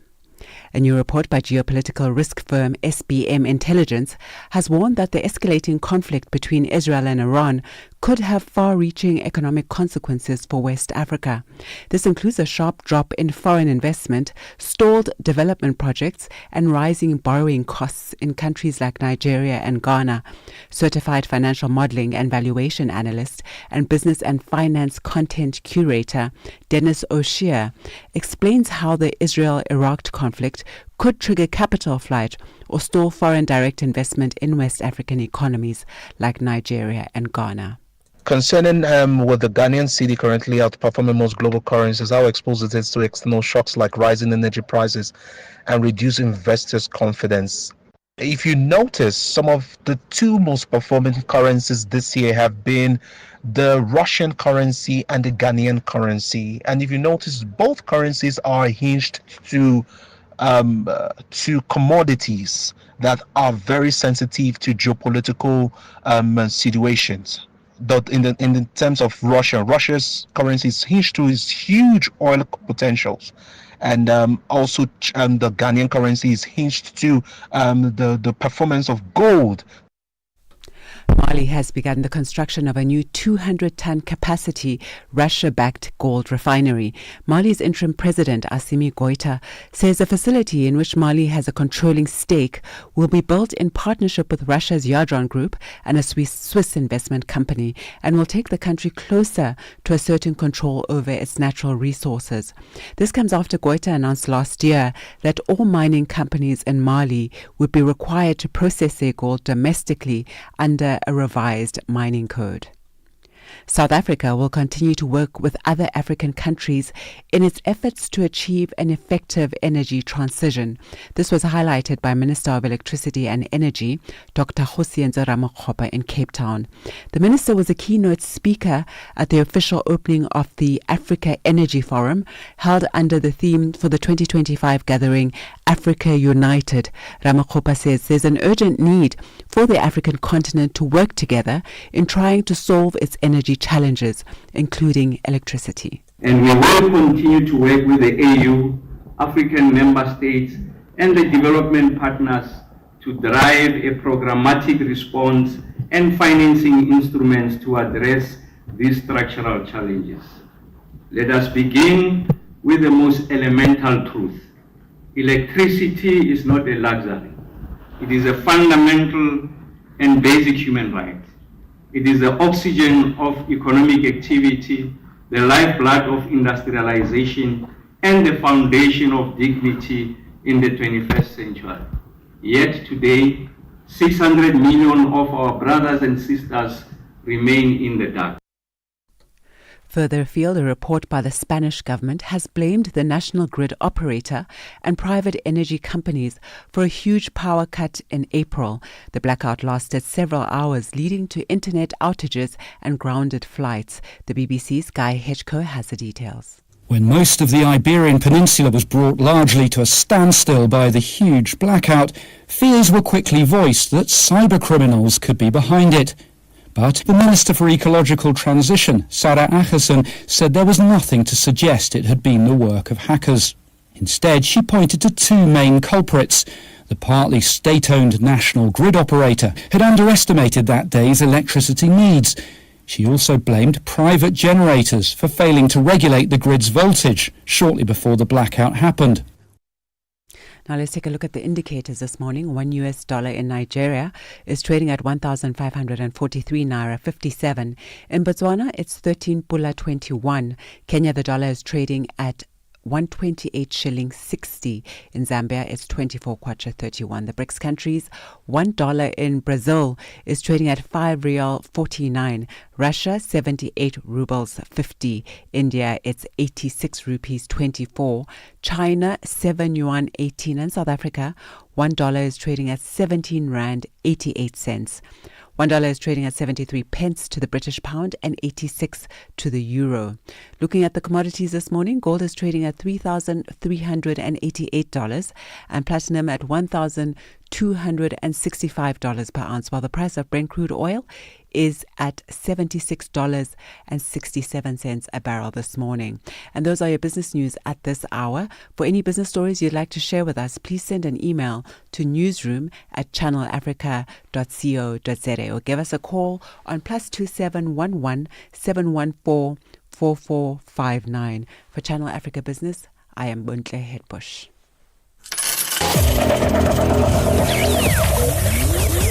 Business News on Channel Africa. The African Perspective. All right, a South African delegation is in Dubna, Russia this week to attend the South Africa Days at the Joint Institute for Nuclear Research, or JINR. The week-long conference is commemorating 20 years of scientific collaboration and partnership between South Africa and the JINR. The delegation is led by Dr. Fulufelo Nelwamondo, Chief Executive Officer at the National Research Foundation, or the NRF. To find out more about the conference, Dr. Fulufelo Nelwamondo joins us now on the line. Doctor, thank you for making time for us. How are you on this Wednesday? I am very well, thank you to you and your viewers. Thanks for making time. So what is the significance of this gathering and the celebratory week, and who forms part of the delegation when it comes to the South African side? Indeed, thank you very much. The session that we have this week is largely aimed at just deepening the relationship that we have with JNR as South Africa. In terms of who makes the delegation, we have brought a number of universities from South Africa that are part of this big collaboration that South Africa has had with the JINR, which is the Joint Institute for Nuclear Research. Just for the viewers, South Africa has been an associate member for 20 years. And in this associate membership, we have an opportunity of sending students to some of the big laboratories in the nuclear science, who work in a number of areas that support key components of our economy, it be from the energy component, it be to the health areas, where nuclear science becomes a key component to advance science in those domains. So we have brought with us here a number of universities from the South African landscape. Largely, we have the universities from the historical disadvantaged institutions. University of Venda, for example, is here. We have University of Fort Hare is here. We have some of our universities of technology, SAPUT is here, University of Zululand is here, VUT is here as well. So it's quite a number of universities that are here that are represented by their researchers and a number of students that are doing research in the nuclear spaces. So 20 years it's been, as you say, of scientific collaboration and partnership. How has this benefited both sides of it, Russia and South Africa? You talk of us having benefited energy-wise, even on medical spheres. But of course, no one can take away the expansive knowledge that students are gathering there. What can you tell us more in terms of nuclear research benefits? I think the key component here is to think of nuclear science from the particle physics point of view. So if one looks at it from the fundamental science, where one says, we're not just doing nuclear for the sake of nuclear, but we are using the supporting science that can actually benefit from particle physics, from the subatomic physics. When you look into that, you look at things like material modeling comes to the picture, things like radiobiology comes into the picture, things like various areas of physics come into the picture, areas of chemistry come into the picture as well. So when you look at it in that context, you can actually see that the spectrum of science that is required is much bigger than just limiting it to what is called nuclear science. When you look at what we've been doing and some of the projects that we have projects that use nuclear science for, as an example, for the treatment of the acid mine drainage water. You see projects where we are using some of these nuclear fission components to advance clean energy and so many other areas. So in the main, the area support a number of science domains that we have. You look at what we do in South Africa, even at Itemba Labs, where we are involved in the science of isotopes production, for health treatments, for diagnosis and treatment of cancer. Again, that is using nuclear science. So you have all these fields of study that come together to then work that work in collaboration with partners here. You mentioned that between us and Russia, especially us and Russia. So JINR, as much as it's based here in Dubna, by and large as the headquarters, is an international experiment. It's an international project that includes a number of countries, about 15 countries that are member countries of this institute. So it's only a Russian one, but it's international multi-treaty organization. How have you seen the organization support emerging researchers? We've spoken about the inclusion of students through the participation of a number of JINR-led events, including the International Student Practice. It's a very good question. So what we do from the NRF point of view, we support a number of the students from a mobility point of view. There are students that are studying in some of our universities that require access to some of these lab infrastructures that we would never be able to even build our own in the country. We're talking about almost trillions of dollars worth of investments. So what we do is that we then fund them to come and do some of the experiments in the labs here, where we'll fund for their mobility, for their travel, we'll fund for their accommodation, and ensure that they can actually do an experiment, but also being supervised by supervisors that might be coming from any of the member countries that can become partners with some supervisors even in South Africa. So this is how the students benefit, but it's beyond just the students, it's beyond just the emerging researchers, because it's also something that is anchored on the relationship between the country, South Africa, and any of the partner countries where we have bilateral conversations. So it allows us in deepening the nature of the science and the relationship that we have with a number of countries. Talk to us then about some of the focus areas this time around. So in terms of the focus areas, from a science point of view, we are talking about areas such as material science, which is a critical component. We have an area on radiochemistry and radiobiology. We look at a number of areas in engineering. And when we talk of engineering, we also look into being able to build new instruments that can be built in our spaces. So you have nuclear entities such as NEXA. NEXA is also here with us, part of the delegation, where again, we start looking into what are those kind of things that we can learn from JINR, that we can actually ask them to work with us in building capacity in South Africa. We look into nuclear physics itself. We look at aspects of theory, but the applications are very much broad, and we look at the applications in the context of what South Africa requires and which areas we have strength and which areas we really want to grow in.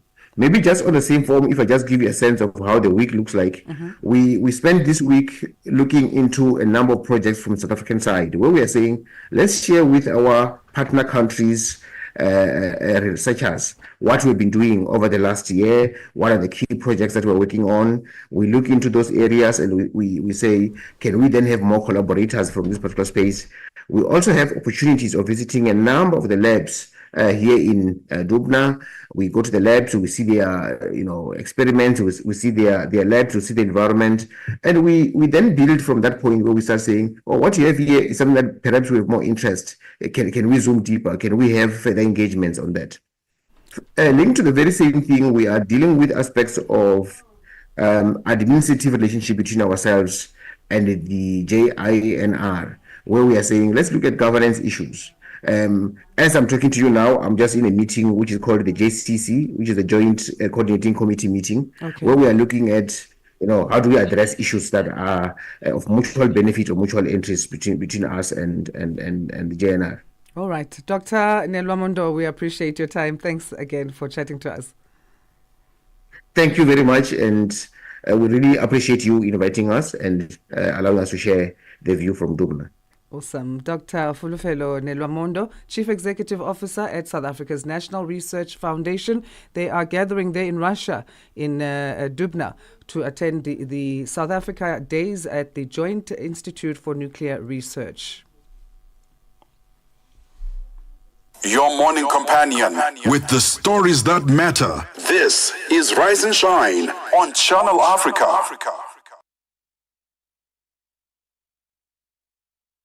Africa, meet Abedi. Yeah, that's me. Abedi is a music lover through and through. I really love African music. He's got a taste for all kinds of tunes and spends his days listening to Channel Africa. Guess what? He didn't know. Okay. Channel Africa wants to help Abedi and all music lovers everywhere to discover even more incredible music. That is why Channel Africa is calling on all African musicians to submit their music. Musicians, remember to give us all your relevant information. Make your submissions at music@channelafrica.co.za. Submissions are your chance to be heard on radio.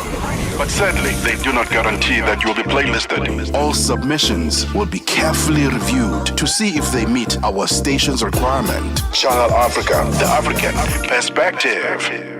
Hi there. Do you want to elevate your business and give it a voice in South Africa and Africa as a whole? Well, in that case, let Channel Africa make this a possibility. Channel Africa is willing to advertise your business for as little as 30,000 rands or $1,719.18. To get access to these great rates, send all requests to Mukwena TA. A small crowd has gathered at the Lanseria Airport in Johannesburg, here in South Africa, where the mortal remains of former Zambian President Edgar Lungu will be repatriated to his home country this morning.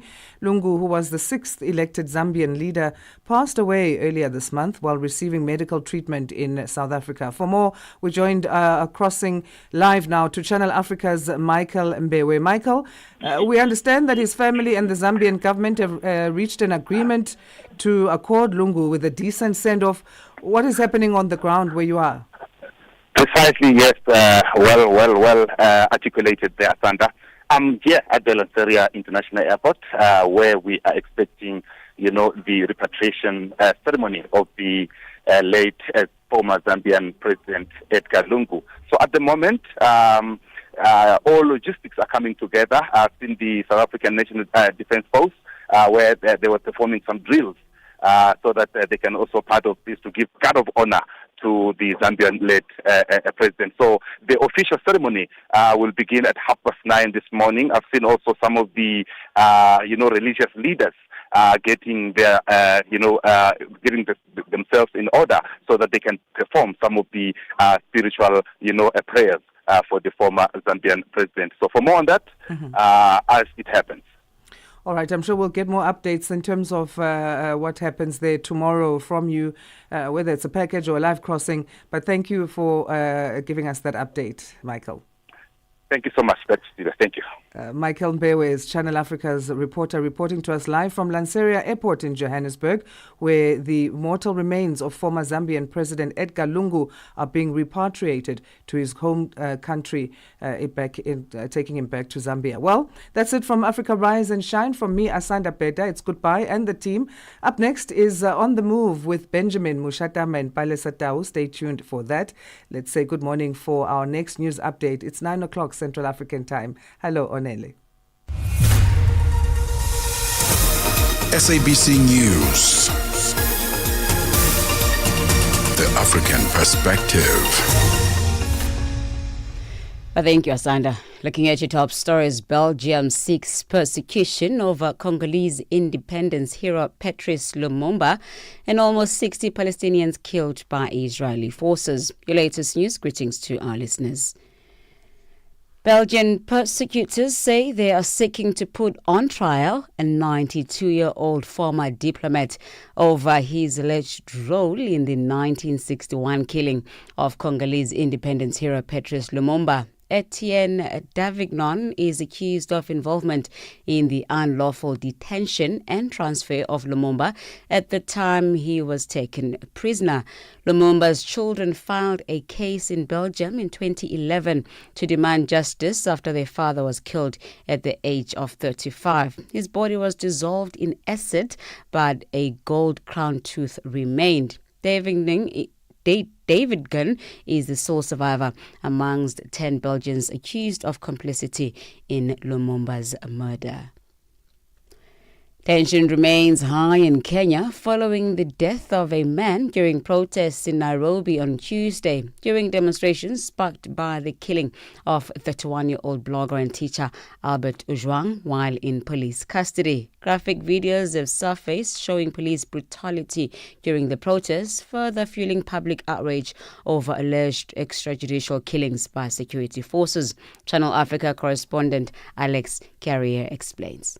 The statement condemned that incident and acknowledged that that was an oversight and that the officer involved has since been arrested and he has since been identified. He was shot in the head at point blank range and he was actually not armed. He did not resist arrest. He was basically selling the face masks to the protesters, just like it happens every time there is a protest. And the two officers just confronted him as he tried to pin himself on one of the doors of the shops. After that shooting, they left him there as he fell to the ground and then walked away. And he was later on taken to one of the referral hospitals in the city center.